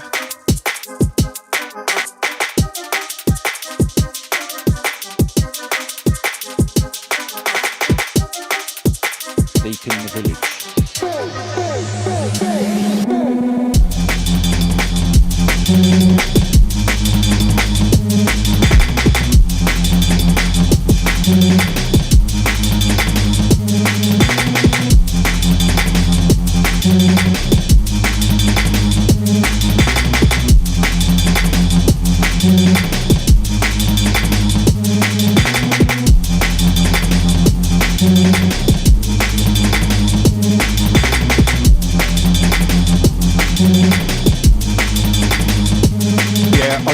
Just reading the thread there, going totally changing the subject and going back a bit to Brad Lee. That's definitely experimental jazzy breaks. Yeah. Opposed to drum and bass. Yeah. This is drum and bass. It is, yeah.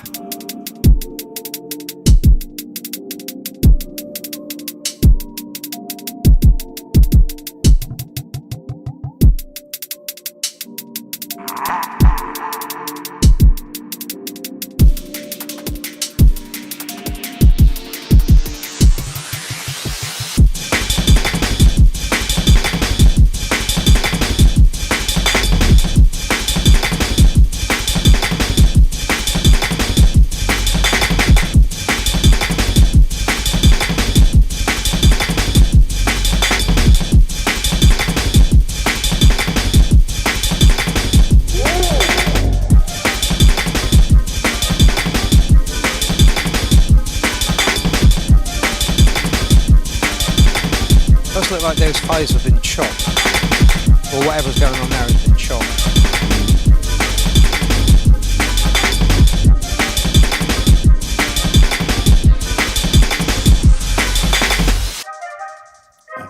Okay. Yeah, I feel like this is something you get your teeth into. Go on, Am. So it looked like it was going to have like a really, really long intro, and it actually wasn't that long an intro. So the intro was about the right length. About 48 seconds, was that? 48 seconds of intro? Up to about there, yeah. 42. Yeah. So it's about the right length on the intro, and it drops, but it doesn't drop hard enough. It needed, it's like got, the main drums are like an intro drum. It needs more... and then the second drop didn't seem to have the bass. Yeah. For me, I think the EQing is something that needs to be done in this one as well. Yep. Structure maybe a bit random. A little bit. It's got the format. It's got like the right length of intro, then a drop, then a break, then a drop, and then an outro. It's a bit short for my liking, but it's got the right like the right arrangement structure, but it's not quite got the depth to it. The bass was there, but it didn't kick. That bit has just got like a really low wobble as opposed to it kind of just eased into it as well. It's not like it just slapped you in the face or anything. Yeah. But it's a different bass to the first half as well, isn't it? So it's like I'm surprised he didn't come back in with that bass, honestly. Yeah. And something to keep it rolling as well. Yeah. It's a little bit staccato, something to keep it rolling. Yeah.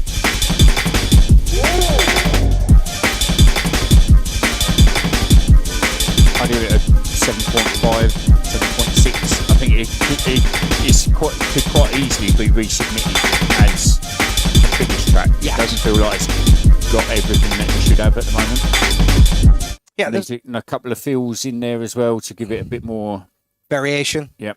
Yep. Yep. I absolutely agree. I think 7.5 is a little harsh, but I kind of agree with you. Yeah, only because I can see the potential in it. Yeah.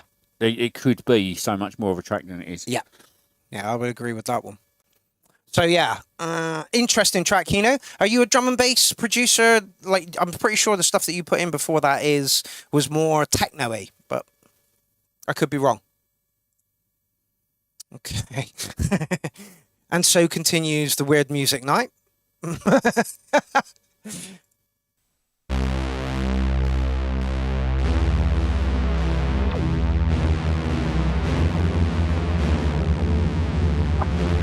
See you later.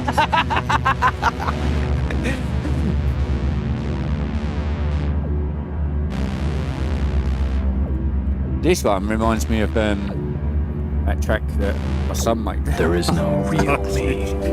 Which also got played on the 52 seconds. Yeah, so I remember that one. That was really weird. Because, oh wait, actually, I'll let this track play and show you a little story that goes with that.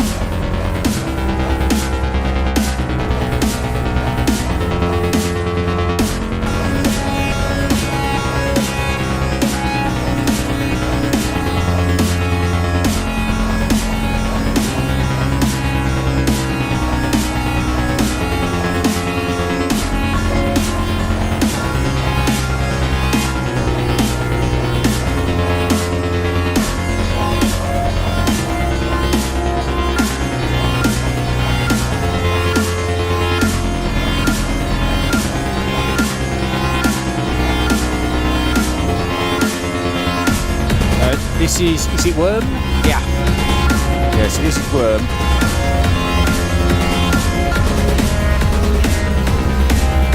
I was waiting for the kick, and it's not happening. Yeah, it's kind of hidden underneath all the steps.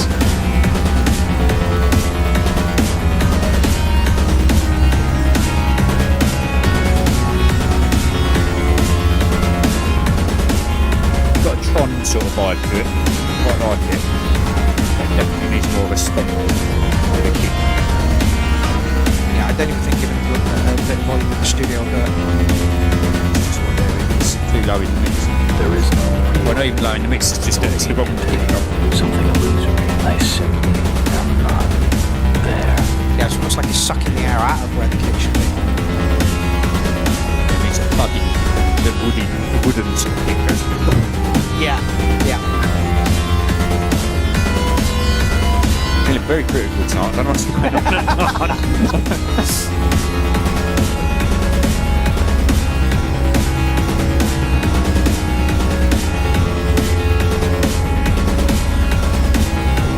Yeah, he's one of 80s industrial. I'd agree with that.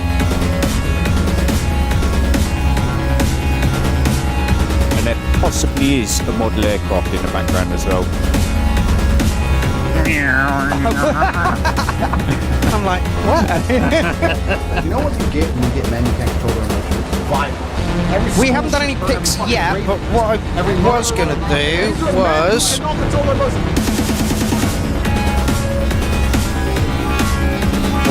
grab some form of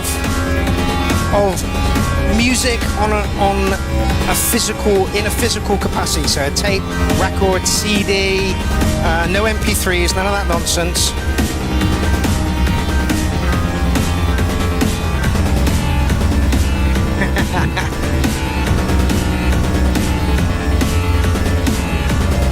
You know what? I've everything that I've had released now. Yeah.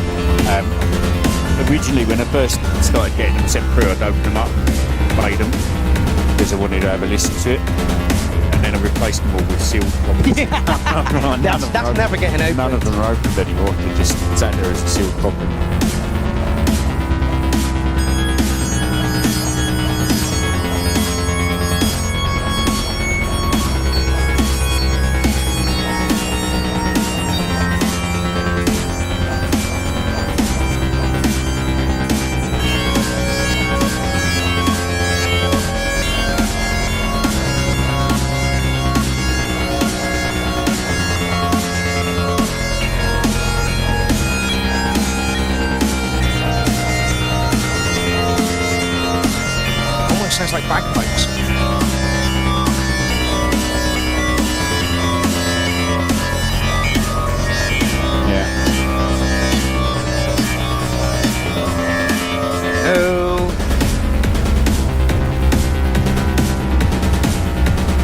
when the bagpipes disappeared.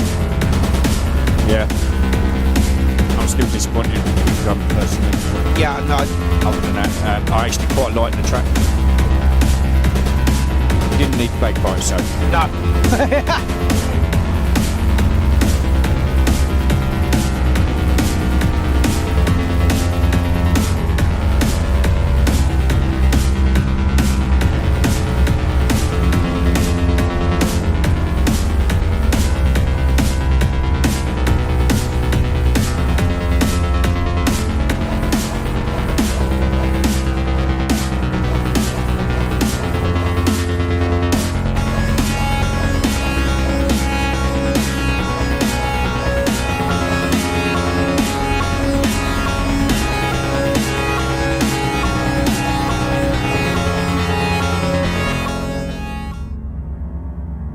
It literally just needs a bigger kick. Yeah, a bigger kick, and I noticed as well, as it got towards the end, part of the reason that the kick wasn't as present is because it had reverb on the kick. Okay, but that's a sin, right? Depends. Okay. It could be. I mean, it depends. Like, arguably, it depends on how you put the whole thing together. But the kick was too. It didn't have any sub to it, so it didn't have the right. It didn't fit the sonic space. So everything was all in that top end. There wasn't anything filling that bottom end. Yeah. Whereas in that track, it should have had a kick around 100 hertz, literally just driving deep down. Getting technical now. And then, but it didn't need any reverb on it at all. Just a solid, hard kick, wooden kick. Drive the track forward. Forward. At 100 hertz, that would have done it. You could have sat a little bit of sub bass down at 50 hertz underneath it as well, to just like a yeah. Really give it some groove. Give it some groove. Did you have a story?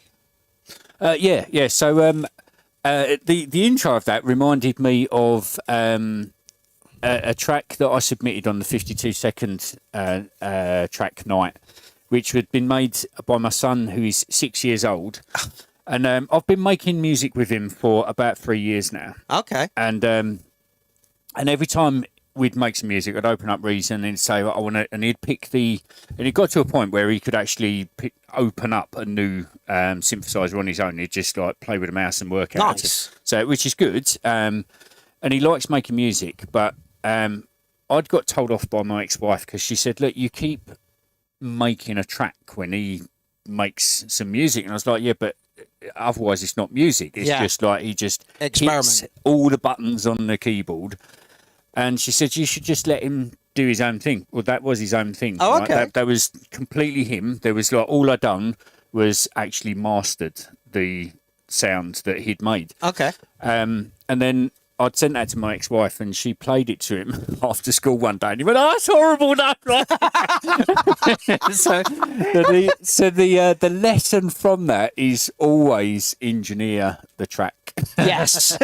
don't just let them do their own thing. Put the beat in there, put the bass line in there. Yeah. Give them some elements of it that Structure. are truly their own, so that they've actually And I've done that. To be fair, it can backfire as well, because our 3-year-old done exactly the same thing, and he made a melody that I then, funnily enough, it was it was a track of the night contender. Oh, okay. And he made the melody, and then I made like a dubstep sort of track to go with it, basically. And he doesn't like that because it wasn't what he made, which was like, can't win, can you? So, kids, man, fickle bastards, right? Yeah. But yeah, it's something I would actively encourage every single person that produces music. Make music with your kids and let them do their thing. Yeah. But teach them how to make music as well, because it is so rewarding. Yeah. Well, it's funny you say that, because Warren did the same thing. He's got a grandson, I think. I can't remember his name now. But he came into the studio and Warren had like a drum beat going on, and he gave the mic to this little boy. He was only about 6 years old. Yeah. And literally he came up with some vocals that like nobody would have thought of, it fitted with the track, and it's the mind of such an innocent that brought out those vocals, and it worked. It worked with the track. It really did. It's funny you say this, because Elsa's little boy wants a blue guitar for Christmas. Brilliant. Yeah, so that's obviously my influence on there. So we're going to get him a little ukulele. She was like, "Shall I get him an electric or an acoustic?" I'm like, "Get him a fucking ukulele. He's 3 years old. You know, let's ukulele. Yeah, you know, let's just you know, you can make tunes on a ukulele. It's not you know, you don't need to get him a guitar, which is like I put my bass up to him the other day, and literally his body is about the same size as the bass's body. So you know, but yeah. Get your kids interested in music as soon as you fucking can. As young as you can get them involved in the production of it, not just like, because to be fair, anyone can give musical instruments to a child and they will play with it, but actually get them involved in the production, actually looking at the screen of what it looks like, because that's one of the things. Like a 6-year-old, he'd literally go, "No, I want it to be that long. I want it," like, and once he got into that whole production side of things, he found it very interesting. So yeah, definitely, I encourage that all day long. Kids are little sponges. You know, whatever you put into them, and this is the thing: kids are little sponges. They're empty vessels, and you've got to fill that vessel with as much knowledge and as much, you know, of how to get through life. And if you can teach them a hobby early on, like, they're never going to have a crack habit. No, no. Do you know what I mean? Music will definitely. I 100% believe that music will feel enough of the creativity, I get it. Stop you from ending up on the streets. 100%. Yeah, absolutely. Also, get into skateboarding, get into BMXing. Just give them hobby, give them something to do. Don't, you know? And also on the flip side, kids are allowed to be bored. Definitely. They should be. they should get bored. Yeah, absolutely. To a certain degree, because that also. I'm good at the moment, thank you. Okay. That also encourages creativity. Absolutely. So if you don't get bored, you've got nothing to move yourself forward. Yeah, there's no cognitive behavioral thinking to go, okay, I'm bored, what can I do to relieve this boredom? You know, I think that's really fucking important. And tablets are the devil. Tablets are absolutely the devil. They really, really are.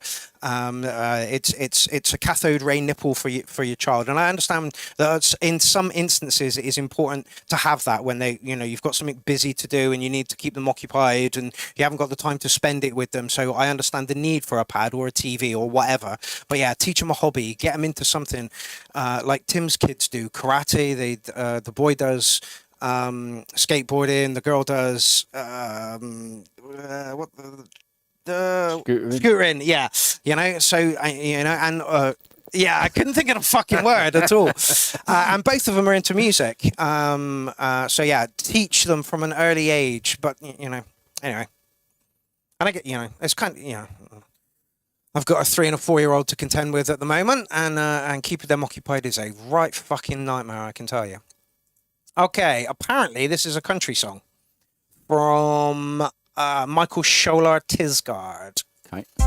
We're about to be trolled again. It's not country. Like Jesus to a child. It does say country. And he played a song that continued all night long. I heard him sing his song from the street so close to me. And I heard him all day long until I finally went down to see. And he played so wild, like Jesus we're not being to a Right? It's been a weird night for music tonight, it really has. He played a song that continued all night long. I asked him, what are you playing? Are you playing something for me? He said, yeah, come over here. I got something for you to see.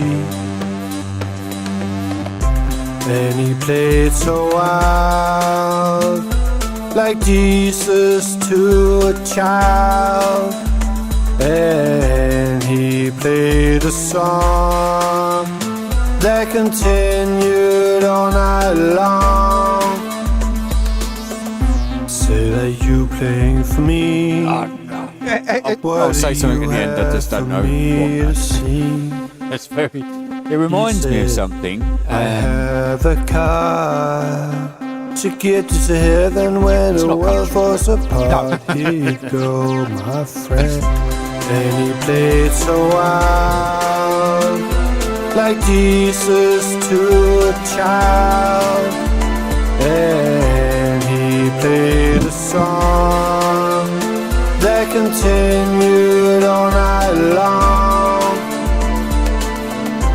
And he played so wild, like Jesus to a child. And he played a song that continued all night long. Jason Marsh's group hug. Go on, Em. Was it less than 2 minutes? Sadly not. 2 minutes 38 seconds. 2 minutes 38. Okay. I'm gonna score it. Firstly, I'm gonna score it like an 8.5. Okay. Because it sounds like a track that has been made for a child. Okay. And whether that is the case or not, I don't know. But that sounds to me like it's been written to be played for a child in a car or something like that, as a little, like, you know, like, I've made this one for you. This is like our thing together type thing. That's what it feels like to me. Whether that is the case or not, I don't know. As far as the arrangement, it's absolutely fine. Levels, pretty much where they need to be for that, for the way it's produced, because the vocals are at the top, and then all of the other elements fit in the right places below that. A little bit out of key in places. I don't mind a bit of discordance. Was that vocals or track? The vocals. Vocals. A little bit out of key in places, but it was a very heartfelt feel to it. It had like a little, like, I don't know, little Jesus-y moments in there and stuff. It was very out there track, and I'm not sure what's going on tonight, if I'm honest with you. I just can't get my head around the submissions that have come in today. It has been a really weird night for music. It really, really has. Yeah. What I will say about this is, yes, there were some elements where the vocals maybe weren't in key, but it sounded like you were more comfortable with your vocals on this one. You actually, like, expressed a little bit better. Apparently, he said it's about when I met a doomsday prophet in Australia. Okay. Is the thing for it. Like, your stuff, Michael, the vocals to me sound like they need hip hop beats underneath it. And I didn't feel that. I don't think that but I don't know. It's just me. I found that it worked for me. It wasn't country. No. There was no country guitar. No. There was no country drums. No. The vocals weren't country. No. So it definitely wasn't a country track, but it had a lot of feeling to it. Yes. This is what comes across in Michael's tracks a lot. Like you say, you've got a very, very distinct style. For me, I thought the vocals were maybe a tiny touch loud, but like that is. But marking that is so difficult. What would you give me? 8.5? Yeah. I'll stick with that. Yeah. Anything I do to it would change it into a different track. Yeah, I'd agree. If I'd happily remix it, but it wouldn't. It wouldn't be that at the end of it. No. Okay. 142 bangers this week. Excellent. From Jonathan R. Cross. Lovely.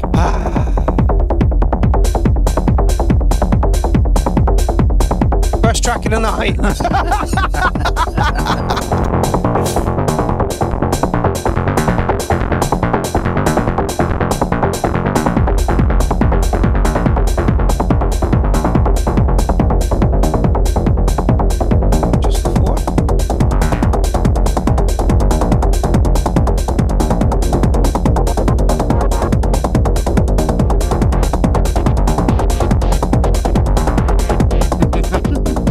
That's a bit wicked. Country, but which country? North Korea.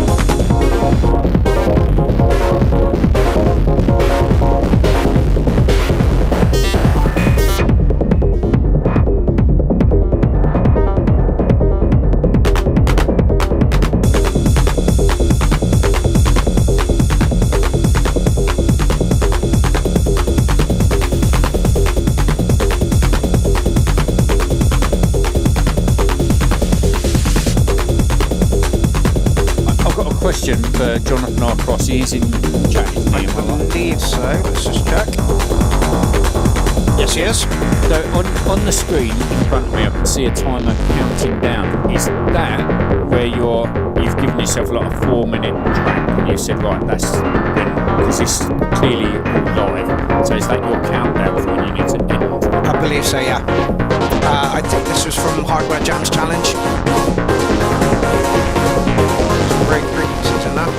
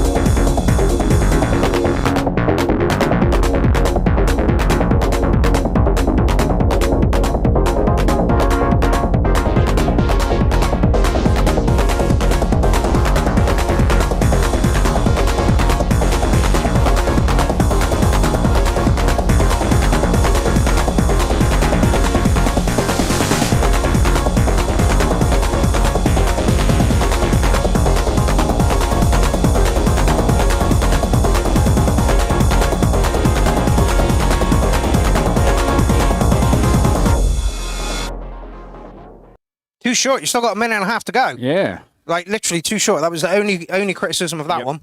Well, it was a little bit short. Loved that. There was one bit around the middle where the knob twiddling on the thing on the right went a little bit skewy. This one? Yeah, I don't. Not that one. The one above it. That one there. I don't know what. No, that one. That behind one. Jonathan Arcross there. That thing there. There was a bit of knob twiddling on that where it went a bit hectic at one point. But fucking awesome track. Yeah. Loved it. Yeah, I've noticed John is getting a little bit harder these days, which is great to see. We love his jazzy sprinkles, and I've put that one through to track of the night. We are an hour and 39 minutes into the show, and that's the first one that's gone through to track of the night. So maybe John's just going to take the crown on that. Yeah, just one track tonight. Yeah. That's all we need. We had 11 from last week. We got like 1 in from this week. I don't know what the fuck's going on, honestly. But yeah, mint track, John. Putting that through to track of the night. Yeah. The only criticism about it was just a little bit too short. You still had a minute and a half on your timer. You should have used that minute and a half on the timer. Definitely I could have listened to more of that quite happily. Yeah, totally. Like I say, it's set at Newcastle was absolutely stomping, like absolutely fucking stomping. Did we play all 3 of Badger's tracks? I don't think we did. No, we've had 2 of them. Somebody else has put a comment in the thread. Bad Badger, when you absolutely positively have to troll every motherfucker in the clown room, except no substitute. I know I read that wrong. Oh God. Lay off the K-pop. I'm addicted, 힘없이 말을 걸어주는 나의 아스파 이런 교감 너의 존재 날 다른 차원으로 이끌었지 난 세상 중심에 you're in the flat 내 모든 액션 어린 너의 힘을 키워 언젠가부터 생겨 너 이제 같이 보여 더 이상 못 찾겠어 너의 유혹에서 kingdom really mama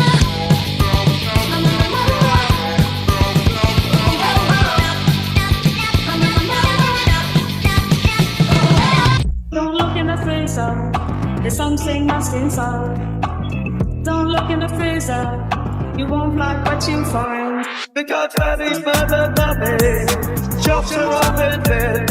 Yes, daddy's mother, mommy, put her in the fridge. Don't look in the freezer, there's something that's inside.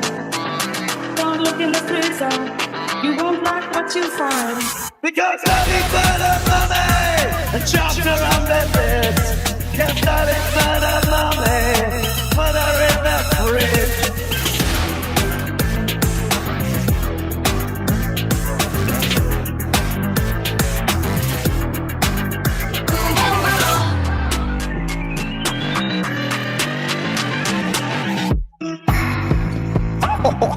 K-pop, when you have a North Korean tank pointed at your head and can't choose any other music. Don't look in the freezer, You won't like what you find. Don't look in the freezer. Don't look in the freezer. Don't look in the freezer. Don't look in the freezer.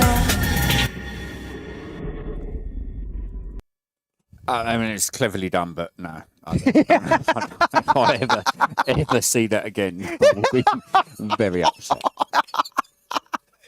Badge, you are a fucking genius at Yeah. mashups. Yeah. However, you're picking such obscure tracks that, It's like, just too off the wall. That is. yeah, I mean, it works. Yeah. I'm not disputing the working factor. I just like I couldn't watch it. Yeah. They're too fucked up. And I can't mix that kind of stuff, right?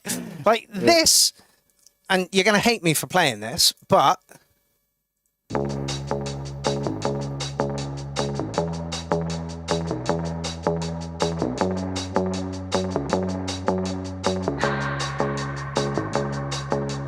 Keep holding on when my brain's Two really recognisable tracks here, you know?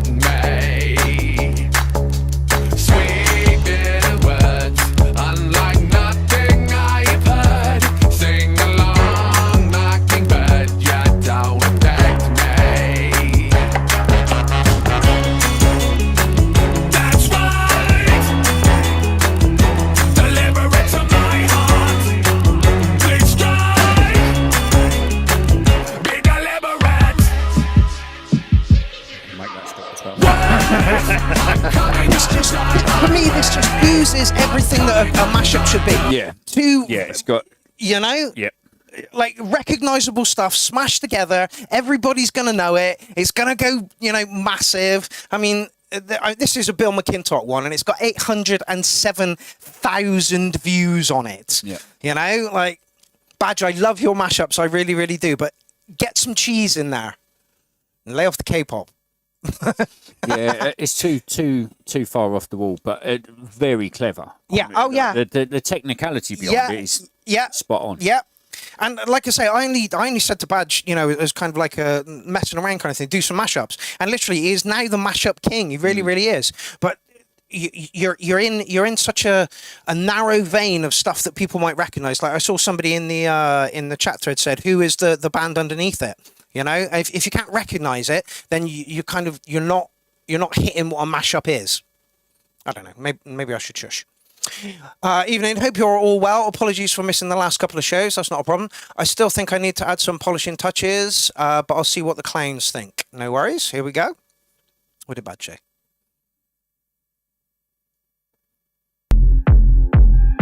It's the way you mash it up, Badge.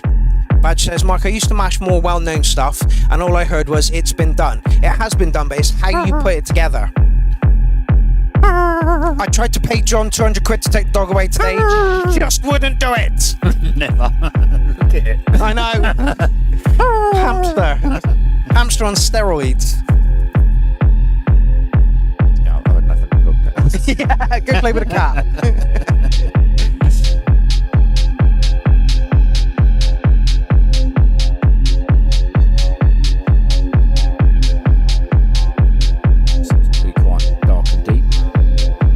Hoping it's not going to be too minimal.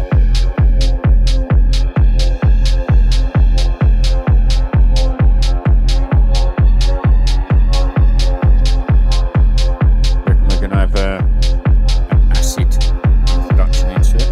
I don't think so. Bud doesn't usually do acid tracks.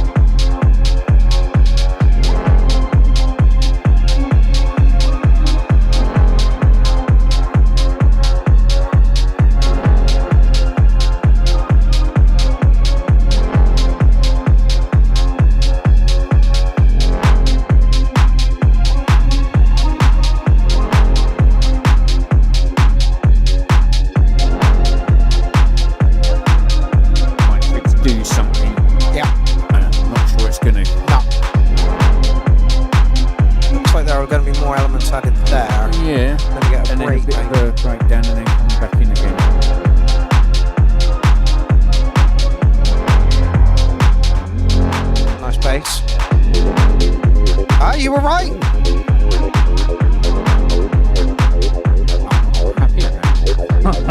That's what I wanted.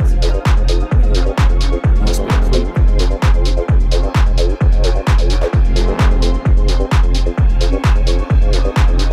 You two are so needy. Yeah.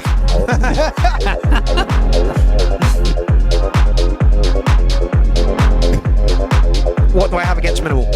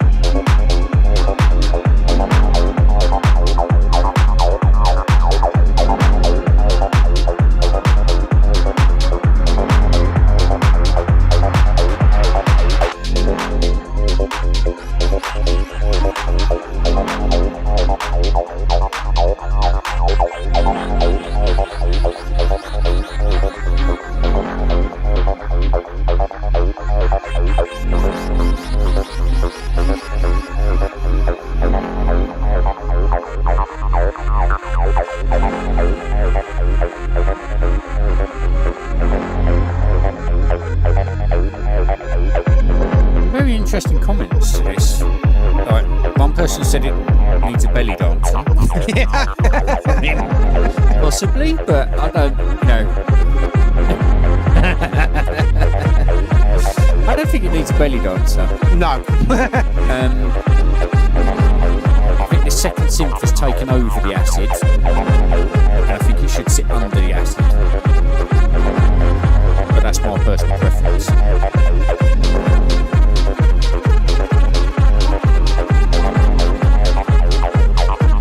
I can see the point of it sitting over rather than under the acid, because otherwise the acid would just driving the track. Yeah. I mean, there's nothing wrong with frequencies, and No. you know, every noise is where it needs to be.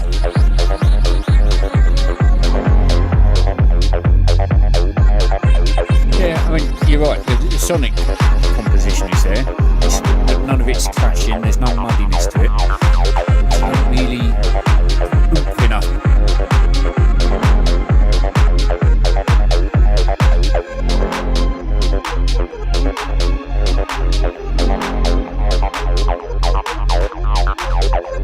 Oh, DJ Jones, absolutely. Listening to 10,000 tracks in 8 years does that. Judging music is a bit judgy, sort of. Can't explain it. I mean, it is. You have to eat some criticism to grow, but allow artistic freedom too. Absolutely, Yeah. absolutely. Yeah, definitely. 100%. Like, minimal isn't my thing, but I'm, you know, this is a contender for track of the night for this evening. Yeah.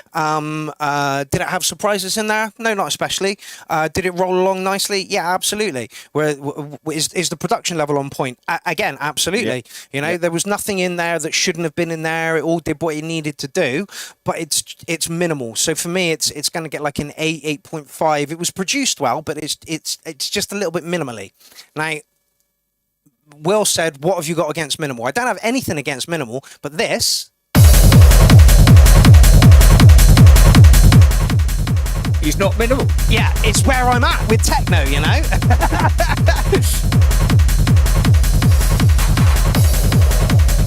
And for me, this just it pulls you towards the dance floor. You know, it's got energy to it.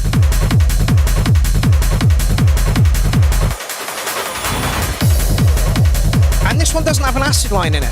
This is up the track of the night from last week. That's just a stop. Yeah.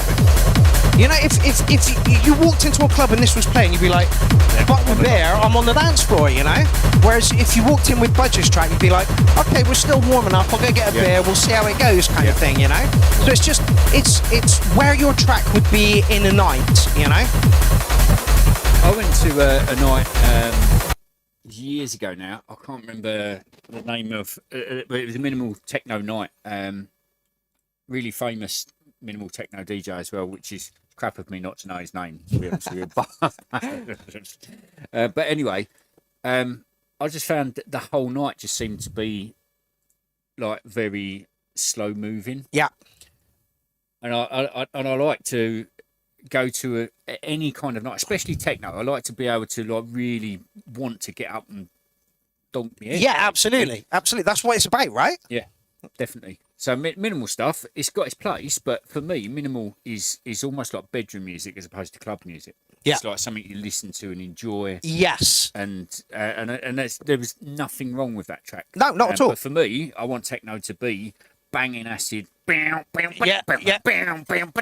stomping. Yeah. Yeah. That's just me. Absolutely. So again, it depends on where your track is going to be played. Budge's track would have been played earlier on in the night. Acid Ray's track would have been played at 4 o'clock in the morning. Yeah. You know, so there is a time and a place for every piece of music, and I have put that through to track of the night. So. Yeah, and it's definitely a contender in that respect. It's a good track. Yeah. There's absolutely nothing wrong with that. No, even though it scored low for me, you know, it's still going through. I get the feeling this is absolutely going to go through to track of the night as well. Data Stitch. You're going to like this. Can I get you to move your mic just a touch closer? Hello. Beautiful. Yeah, it drops a bit during the evening, doesn't it?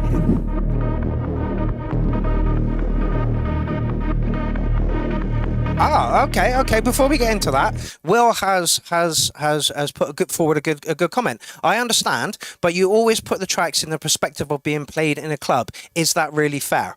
No, and some of the times I say that, you know, this is kitchen music for me. You know, kitchen music for me is something that keeps your mind active whilst you're doing a really, really, you know, mundane job. And that's where I would listen to that. So electro, big beat, that kind of thing is where I listen to that. But where my passion is on a dance floor at 4 o'clock in the morning. So that's where my outlook on this comes. You want to say anything on that? I'm similar. Ultimately, if I want to go clubbing, I want to listen to music that's going to make me want to dance. And minimal music doesn't make me want to dance. Yeah. Everyone's got different things that appeals to them. Yeah, absolutely. And is it fair? Yes and no. That particular track, for me, wasn't something that I would go and dance to on the dance floor. And therefore, I wouldn't consider that to be a dance floor track. Does that make sense? Yeah. It would be in a minimal techno night, but I wouldn't go to a minimal techno night. Yeah, absolutely. I mean, the way you said about it as well, you were like, this is the kind of stuff that I would listen to in my home and enjoy, you know, the full spectrum of it, rather than being pulled onto a dance floor. 100%. That's the kind of music where I would listen to it on my monitors at the right distance from the monitors with the speakers facing me at the right angle so that I can listen to the full sonic composition and appreciate every single sound that is in that track. Yeah. Whereas if I want to get, like, if you're clubbing to banging acid techno, you don't need to listen to the full sonic composition. Not It's at got all. to be fucking loud, fucking acid. Yeah, nice and fast, you know? Yeah. So is it fair to market in a club sense? No, but then what I try and do is listen to a track and think, where would I listen to it? Would I listen to it at home? Would I listen to it on my Walkman? Would I listen to it in a club? Would I listen to it whilst I was working? So not everything that I mark is marked on as a club. However, that was a techno track, and most techno is listened to in a club. Yeah. You know? Yeah. So that's where I made the anyway, let's get on to this. Sam is in the chat thread. Will says fair answer, thank you. Galaxies home. Okay, Sam says of this track, here is something a little different, some of my more soundtracky type stuff. I love soundtracks and would love to get my tracks on TV or film. Okay. I'll find your voice in the comet's tail and be reborn again. So, I'm not sure what's going on here. Is that like have you started a dating agency in the chat room there? What music would you listen to when oiling a bike chain? Grease, of course. What? Warren says, I need to warn my cat. Any advice on what kind of music I should listen to while doing it?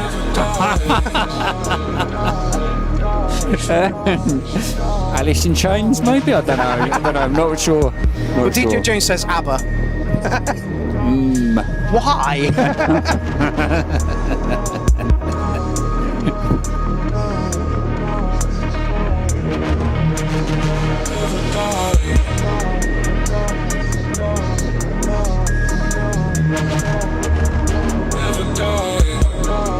Well, this is definitely soundtrack music, but it's going to kick now. So when the night consumes the flame, and don't forget my name.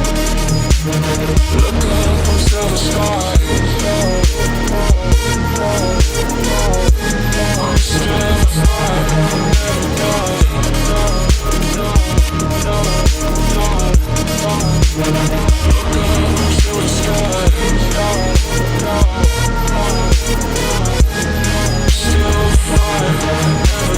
What film would you put with this then? I wouldn't put it with a film. No?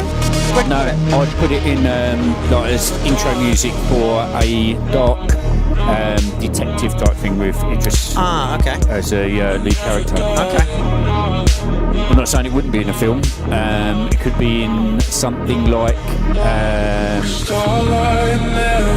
modern version of Silence of the Lambs, like a real dark thriller type film. I mean, it's got. For me, it feels like a Tron. It could go in the Tron soundtrack. Could go in there. Yeah, it's got definitely got a digital edge to it. Yeah. Life just changes and never dies.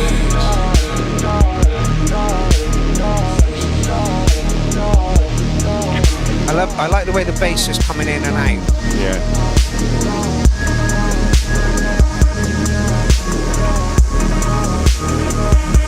Matrix. Yeah.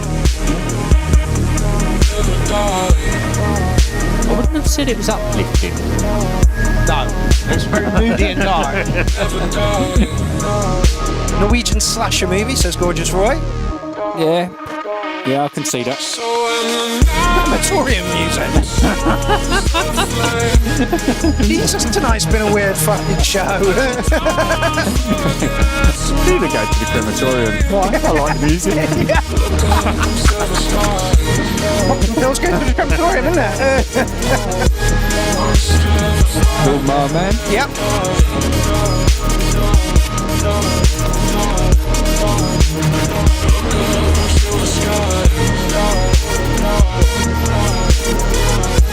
Definitely a good piece of music. Yes, it is. Yeah.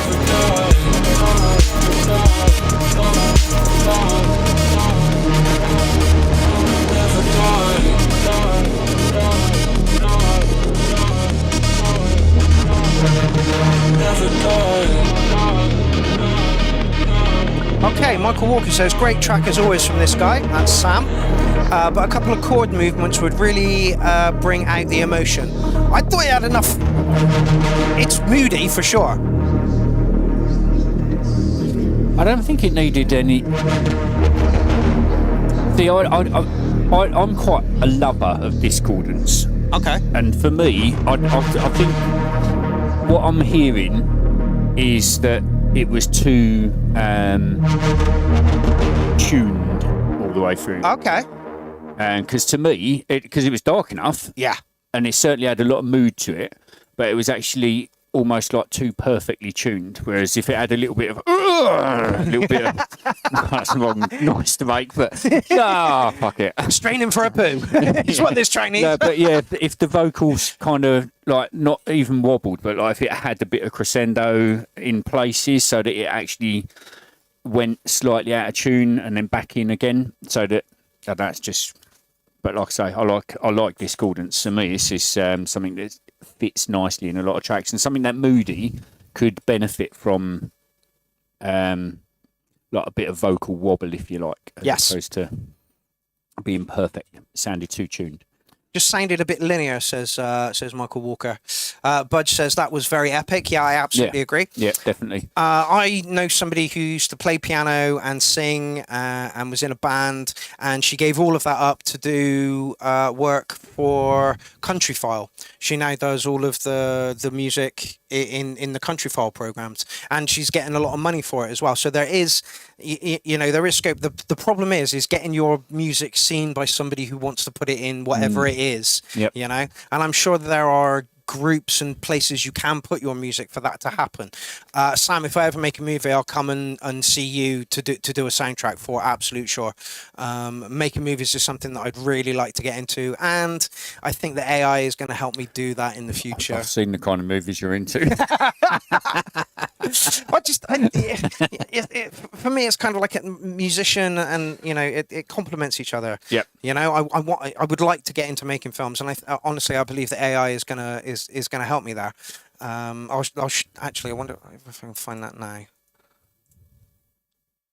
I've played you some of this before. There he is.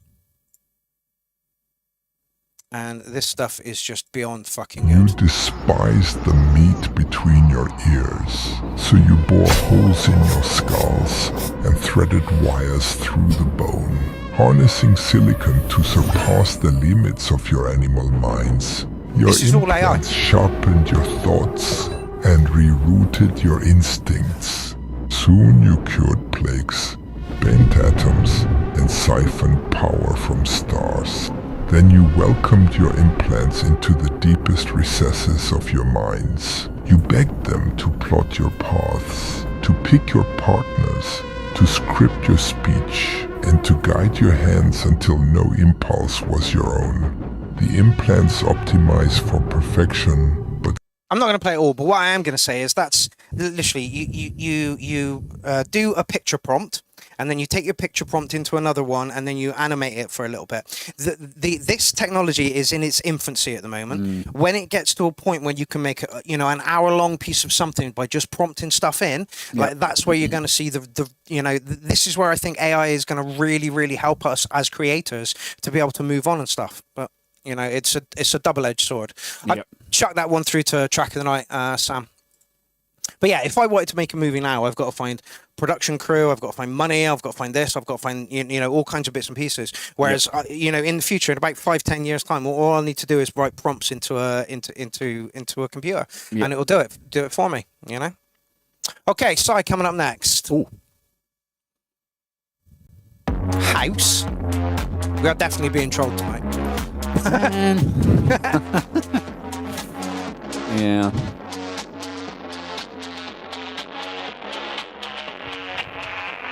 I'd love to make a film, Roy. I really would. Scripts are my downfall.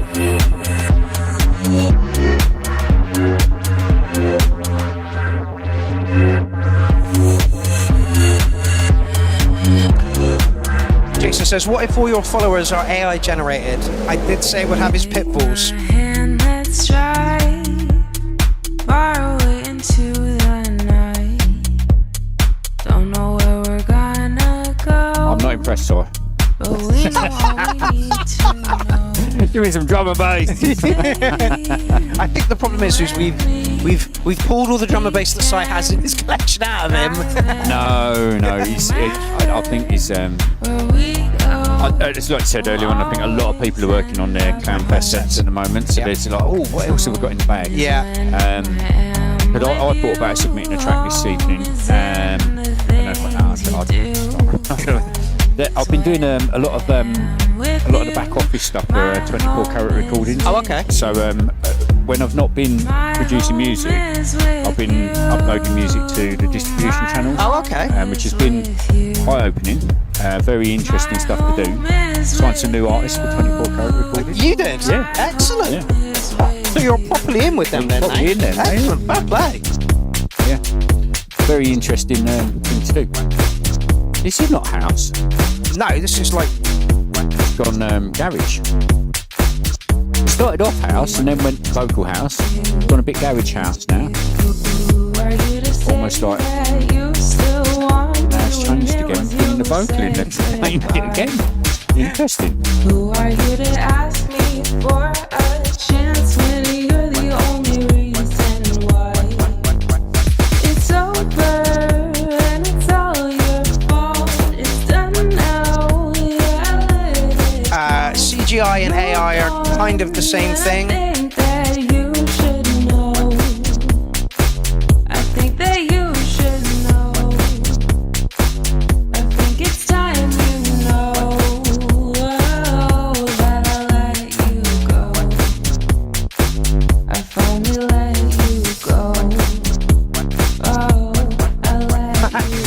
show is sponsored by Xanax, and you are not fucking wrong, mate.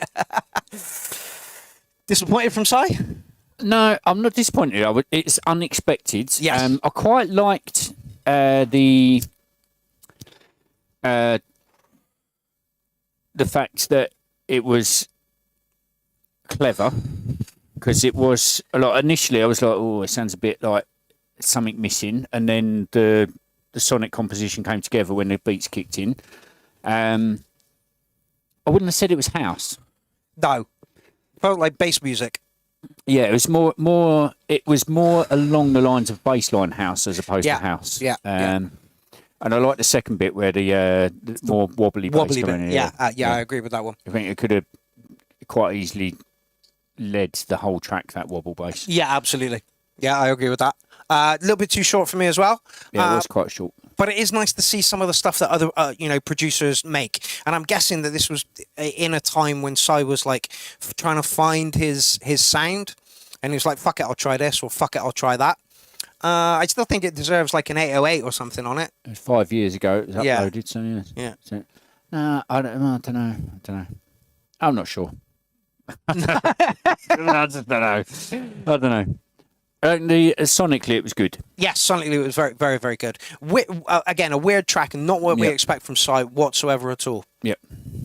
Nice production. Vocals were great. Yeah, it all worked. Yeah. But yeah, we're expecting from Psy like every time, you know. Yeah.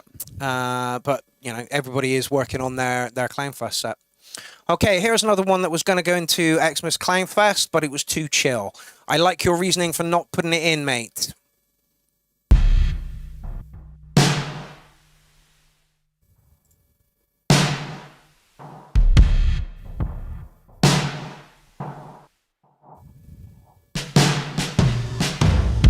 Technically, only 3 tracks left.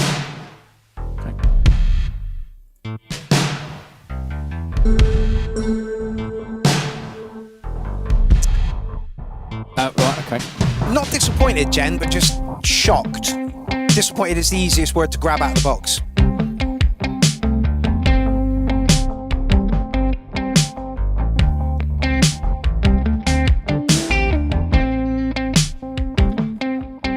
I don't want to talk too much over the top of this, but I think one of the things that that you have to remember, like when you're like, if you're in the chat room part of this, because I've been the All DJ. 3, yeah. I've been the DJ. I've been in the chat room. I've been in the co-hosting side of things as well. Everything you have to remember is this is my head. I'm telling you what's in my head. Yeah, absolutely. You're telling what's in your head. Absolutely. And when you're on the other side of the screen, you've then you're taking all of that in, and then you're processing all of that in your head and deciding what that feels like to you as well. Yeah. It's just an opinion at the end of the day. Some of it is factually correct when it comes to like sonic composition, arrangement, things like that, and whether there could be something that could be improved. Yeah. But that's still largely opinion. Yeah. And a really good example of that is the really minimal ambient track by someone. The one that I said that said to stop it at 6 minutes. Can't remember. Oh yeah, yeah. Right. Sassy Floof. Sassy Floof. But that track, to me, I could have said, yeah, it should have had that, and it should have had that, and it should have had that. But there was nothing wrong with it, and I couldn't really comment on what it should have been improved with, because it's not my genre of music. Absolutely. It's all opinion. Lindsay says this all the time. It is just opinions. You don't have to take on board what we're saying whatsoever at all. No. That's literally, that is the bottom line.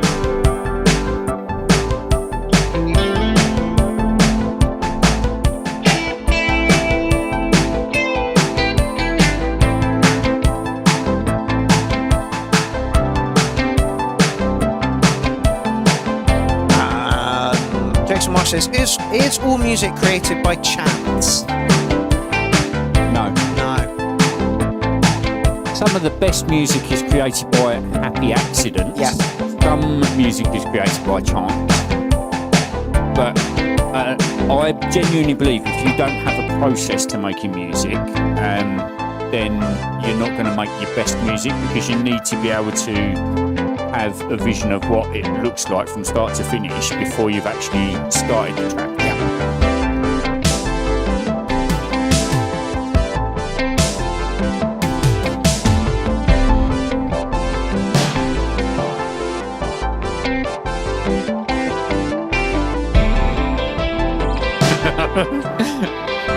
I still think we're being told. Yeah. Needs a vocal line. I don't know. I mean, it could have like a croony female vocal in it. Yep. Oh, oh, oh, yeah, yeah, yeah. Not like that, obviously, because I just destroyed it.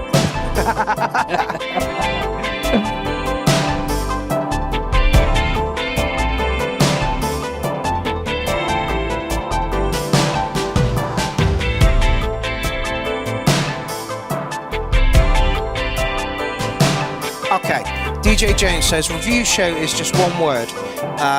Reaction video is similar. I get you, Prism. If you don't get this, you shouldn't whine. It's how constructive criticism works. It can feel hurtful to some, perhaps. Yeah, Yep. absolutely. Yep, I'd agree with that. Yeah, I gave somebody a 7 once, and they disappeared from the show, like completely. All right, Jordan. I'm assuming that is me that you're talking to there. So hello.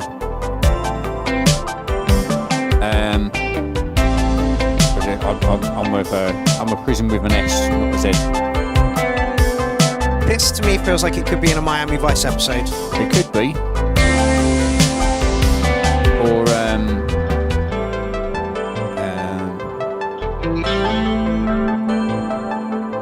yeah, something along those lines. Definitely an American cheesy, big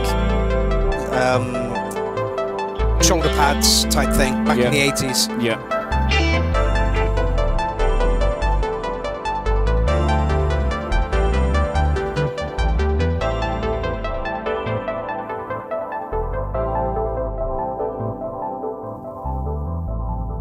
I liked it, Marios. Yep, I liked it as well. Yeah. It was very chill. It could have had a female vocal in there. Don't think it needed it. Guitar to me is I submitted a track, it was a couple of years ago now, with a Scottish rapper in there. Okay. You may or may not remember it. I recall the track, I don't remember what it But sounded the like. first minute of that was lead vocal. Okay. And I remember Doug saying to me, he said, "Oh, I've got a good bit." And I said, "No, it doesn't need anything." He said, "No." I said, No, it doesn't need it. Let the guitar do the singing. There are tracks that you don't need to have a vocal. Yeah, you can let the absolutely. guitar do the singing. Yeah, absolutely. For me, that's a Miami Vice soundtrack. Definitely. For sure. Mark and I'll give you an 808 on it, fella. It was nice. Yeah. It was smooth. The production was on point. I'm so glad you're not putting that in for your Clownfest set, though. Harder and faster is the brief for Clownfest every fucking time. Oh. No worries, Ozzo. Looks like you're off. It was a pleasure. You're up for track of the night from last week.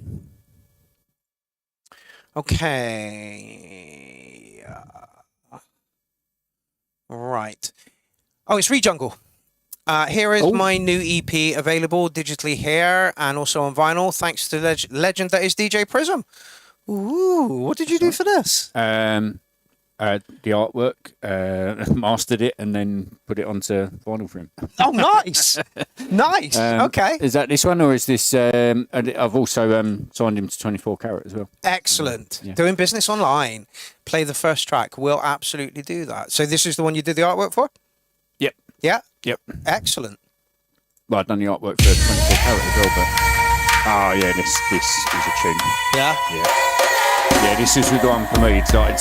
There was a little bit of back and forth as well, to get this to exactly where it is, but this track is a banger. Absolute banger.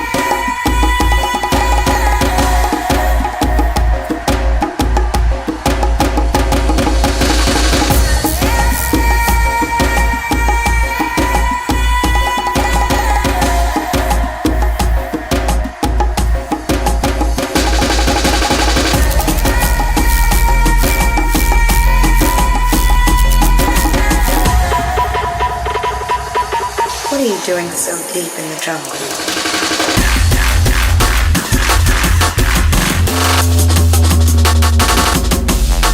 Savagery. Yeah.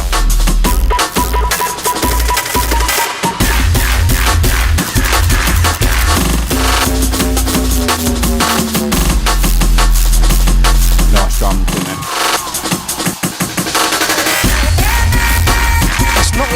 at all. Keeps going. Yeah.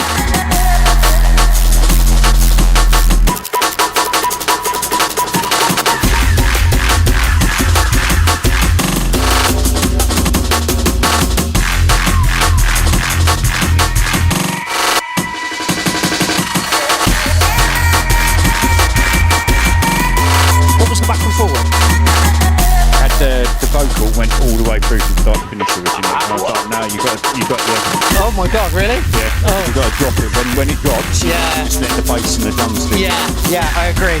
And then bring it back in a little bit. And it makes so much difference to the track. It just gives it all the impact it needs. Yeah, it's a good track.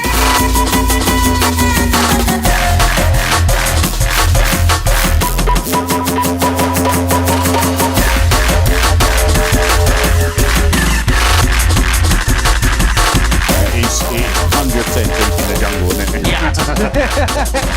Wonder if Oliver's still on. Oliver, what's your thoughts on this, mate? He's asleep somewhere. Yeah,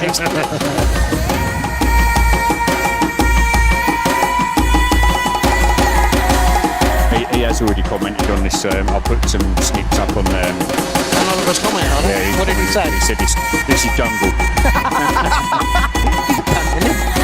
Yeah. Well, it's only because it's not me. Do you know what I mean? Yeah. My track is gone, nah, it's not jungle, that. He's like a dog with a fucking bone and he just won't let go. What are you doing so deep in the jungle?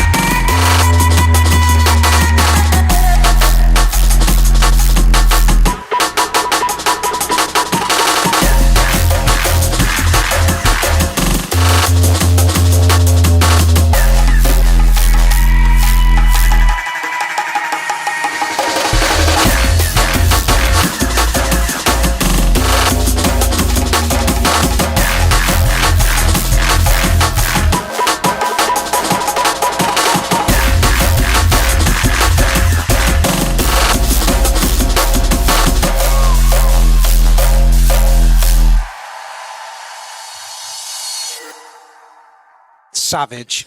Tune, isn't it? Absolutely savage. If you fancy going and giving Re-Jungle a pound for the sound, then this is the place to do it. The album is out, I'm taking it.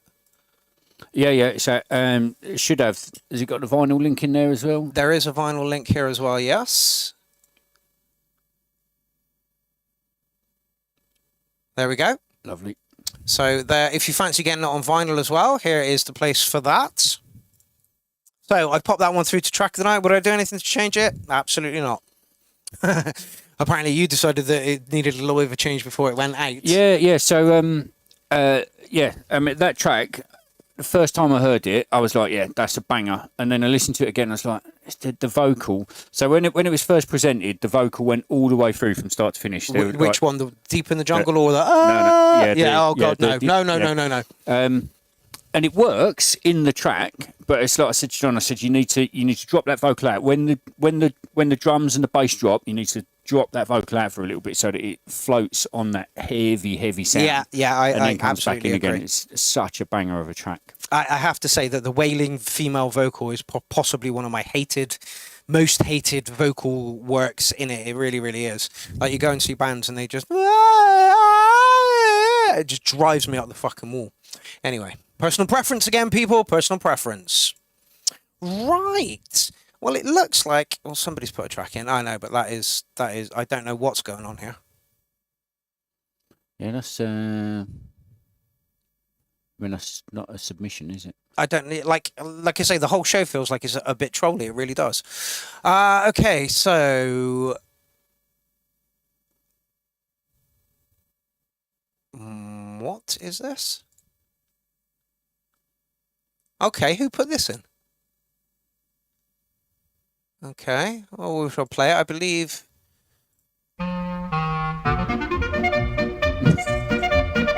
Oh, shut up.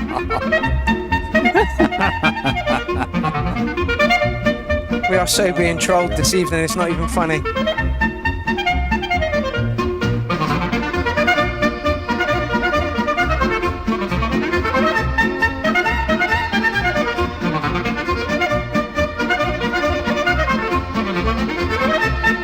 It was Jordan, apparently.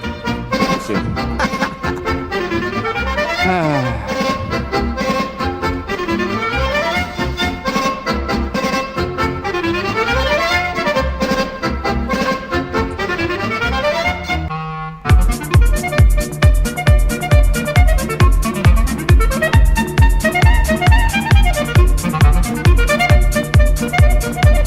Welcome to the party, Eric M. Keys.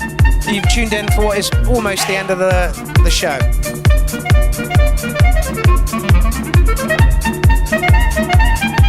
Timing issues. Am I wrong? No. Good. Slides out a bit in places.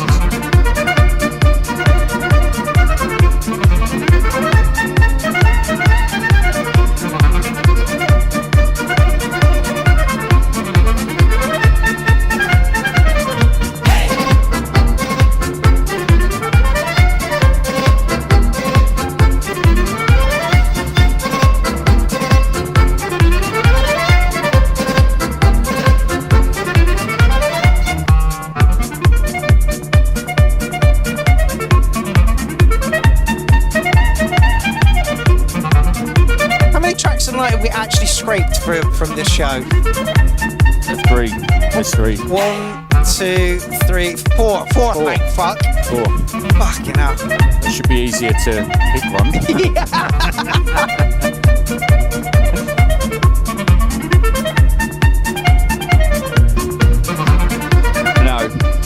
No, Roy. Definitely not Leroy. You can't put that through for track of the night, even for shits and gigs.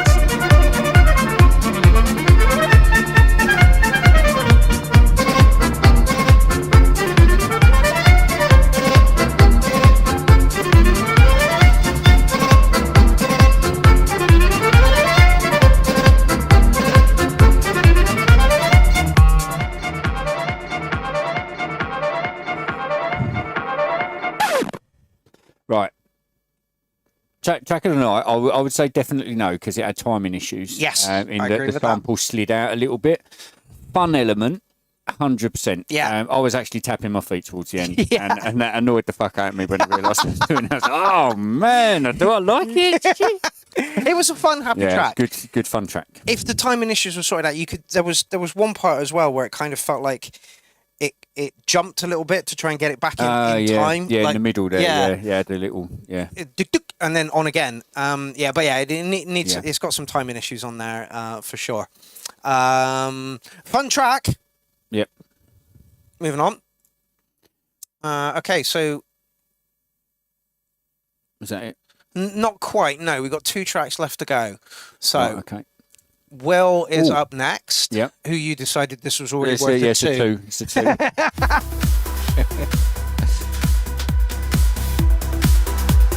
Looking at the shape of the waveform there, it's going to be an interesting. Yeah. I thought we would have got a sound. Okay. Weird.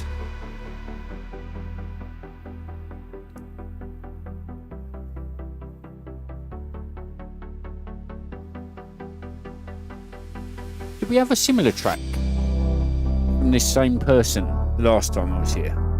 Where it had like not enough intro and then Well, yes, from Will. Yeah, potentially, yeah. Yeah, so my feedback immediately is that you need an intro. but quite euphoric sounding. Because that will fuck a DJ right up. Yeah. Like what we got there, 18 seconds of intro. That would just fucking It's DJ right up. 1991 intro. Yeah.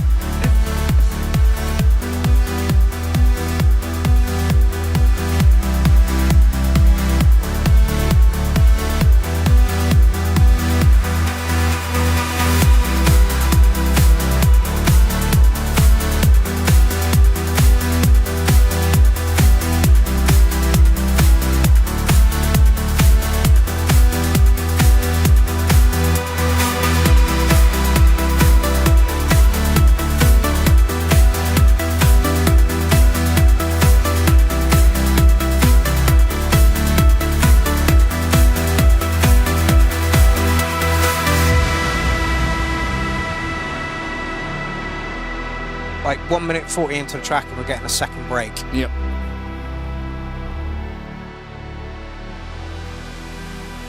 So that's wheel.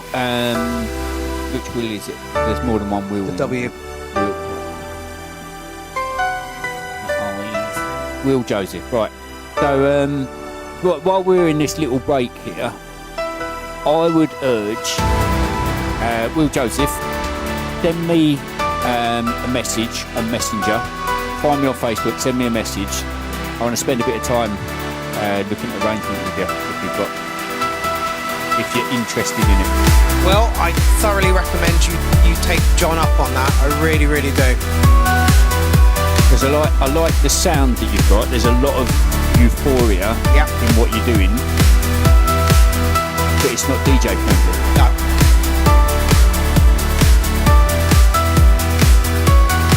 You are tough judges.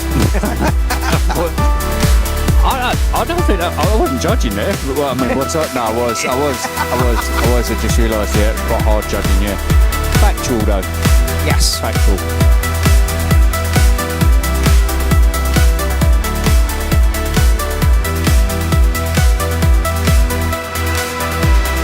Because what you've got going on is summery vibe, nice. You know, the whole thing. It's got an Ibiza feel about it, and it's just it's got almost got a condensed version of an Ibiza track. Literally.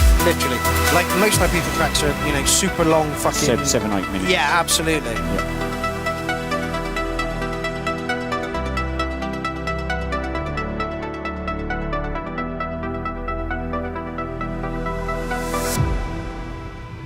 But yeah, from a DJ standpoint, 3 minutes and 54 seconds is simply not enough.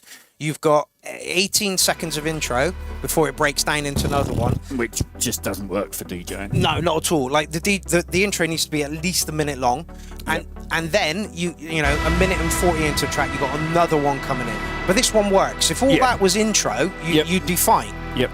Yeah? Yeah, I mean, for a trance track, you're looking at a minute to a minute and 30 seconds of just beats before you drop your first break. Yeah. And then probably a minute to a minute and a half of that, and then the middle break. Yeah.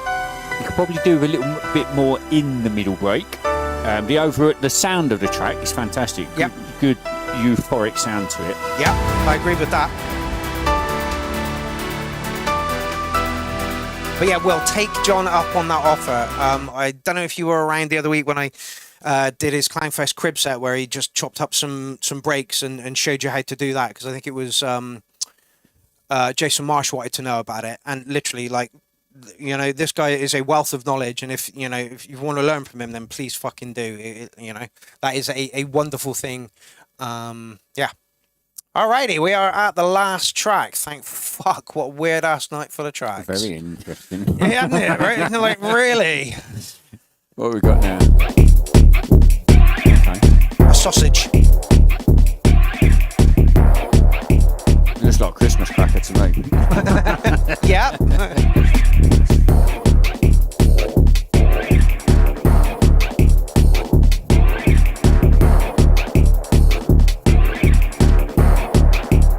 Don't forget, you can catch me with Naz Maz on the 13th of December, which is 10 days away, over in Belgium. Oh, stop doing that. What date? 13th.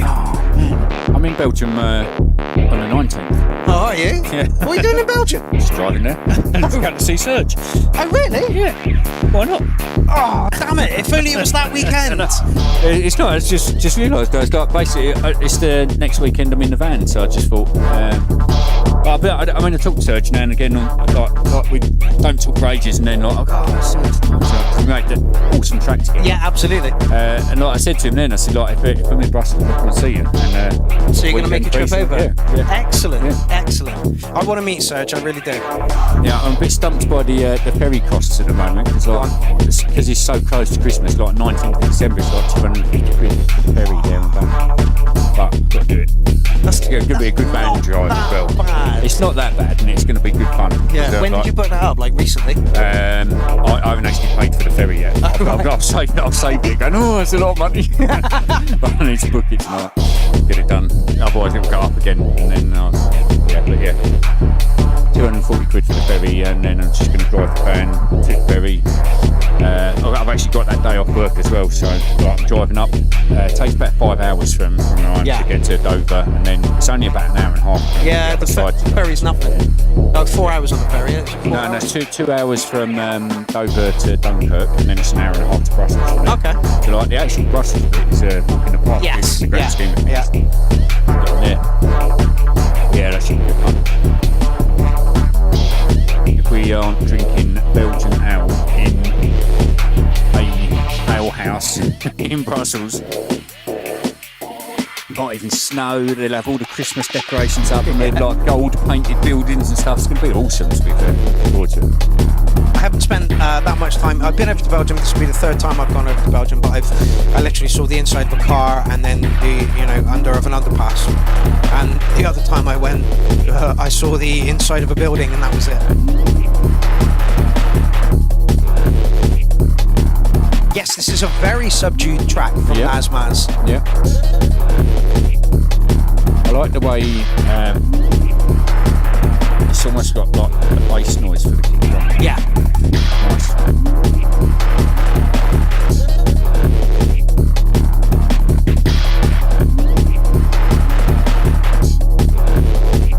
So if anybody is in Belgium next weekend, not this one coming, but the weekend after, come and see me and Nazmaz play live.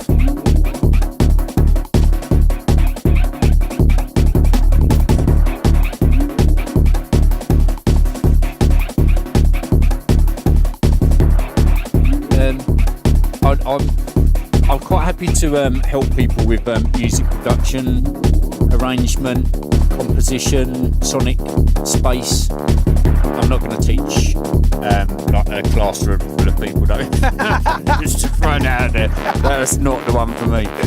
I'm quite happy to do any one-on-one sessions. I spent a little bit of time with a guy called Johnny Grogan recently. Danny Stiles said to me, look, I've got this guy, I want to sign him to the label. He needs a bit of guidance. And I spent about an hour with him, and I said, look, pick a track. You pick the track.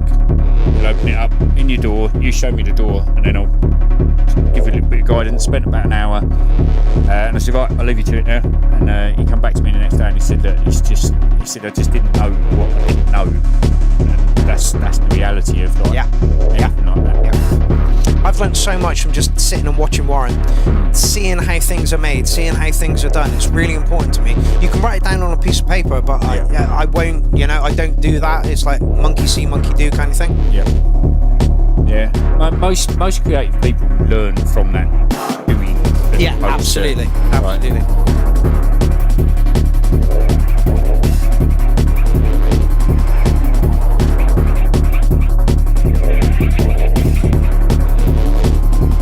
I like the way this has got like an almost hallucinogen kind of vibe. But like, do you know the band? Hallucinogen? Yeah. Same.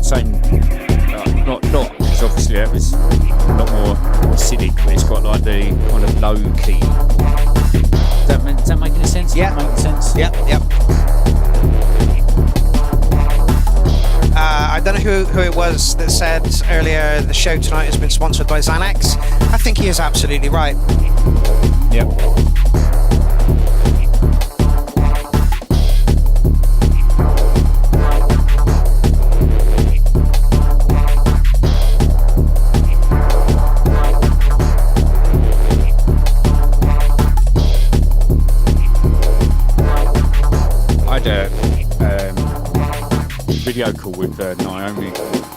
ago. Okay. Just a really random night, about like 11 o'clock at night. It was like,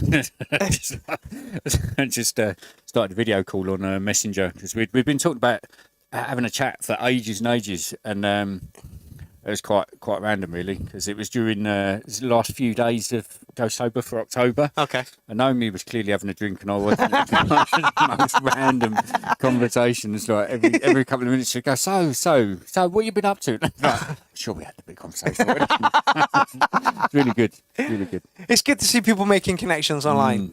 Naz, I really don't know how to mark that one. I score it quite high because it was a very, very well made track, but it was really minimal. But like it, there was loads going on in there as well. Although it was minimal, I think it's because it didn't. Did it actually have a snare? No, there was very little going on in it. To be fair, Maybe a light rim shot going on in the background somewhere. Oh, it's there. Yeah, it's there. It's just light, isn't it? Yeah, very light. Nice. I mean, yeah, like everything's there. Nothing's fighting. It's just really subdued. I guess Christmas has kicked in and everybody is like the bar humbug kind of thing. Don't forget you can catch me and Naz Maz with Miss Special K and Pukey Lukey and Man Move Shaky and Scavenger. I don't think that's Jimmy Scavenger. Any of that fucking shit. On the 13th of December, which is 10 days away, I will be posting about this tomorrow.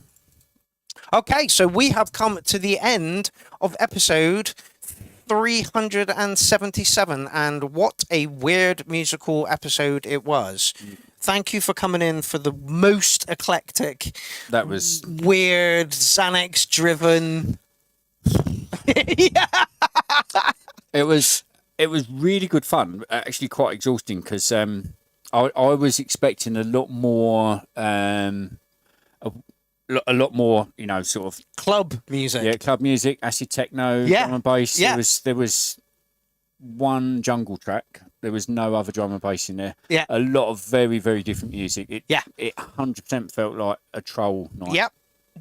I agree. But yeah, very good and very enjoyable. And it's always good to be here, really, to be fair. Yep, it's good to have you, fella. Like I say, for the tracks that were put in, we were struggling to wasn't always easy to mark them. Exactly, right? It's just so off the wall with some of them. It's just like, if I was to give like feedback, it would. It's like you say it quite a lot. It would be a completely different track. Yeah, absolutely. And that's for most of the tracks that were put in this evening.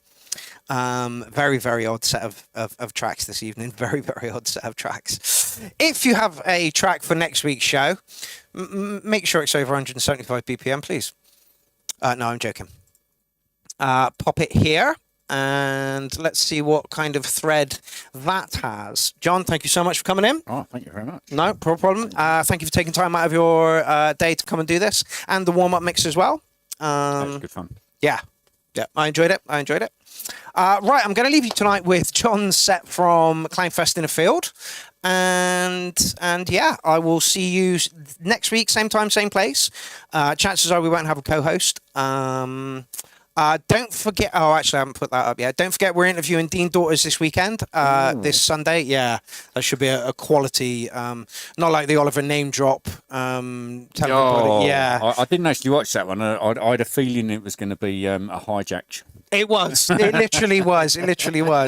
Like, literally, the only thing that was related to the Clown Army was him saying, "This is how I met Mark," and then he went on to like, "This is what I did," after that kind of thing, and starting, the big boys. Anyway.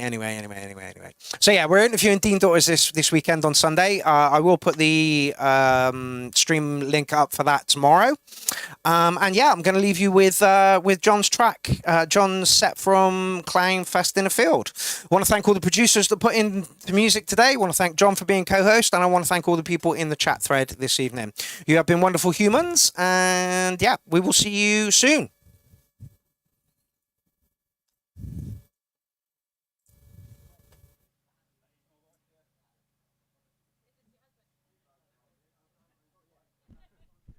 Ladies and gentlemen, welcome to Clownfest in the Field. Louder!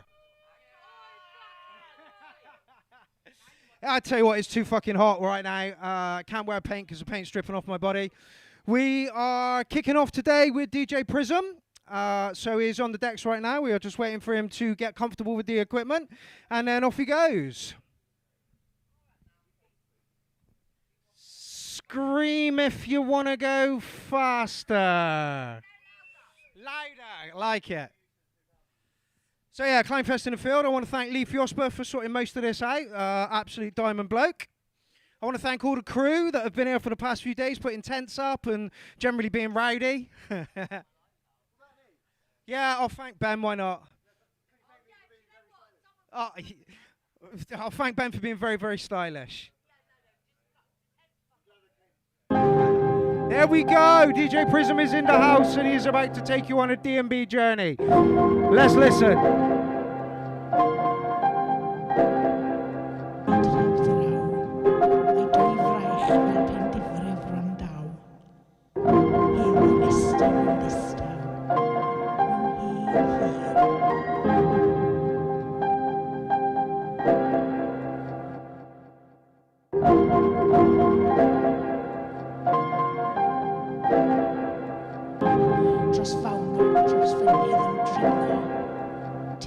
Drist att gärna få svin går fussa.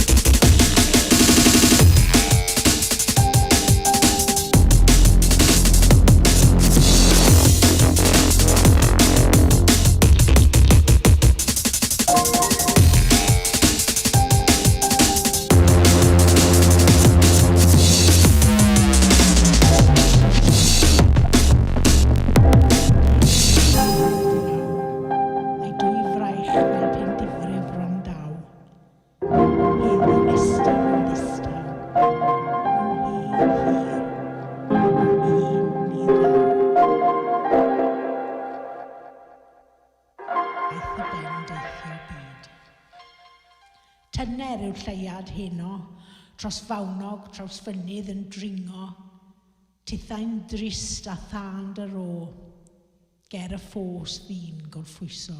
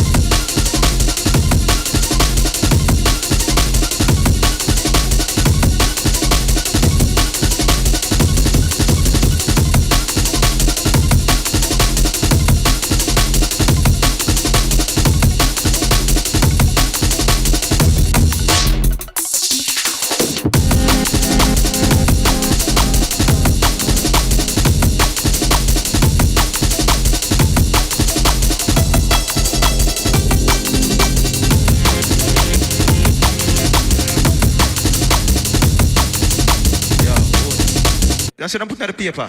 Gunshot them forget. Forget.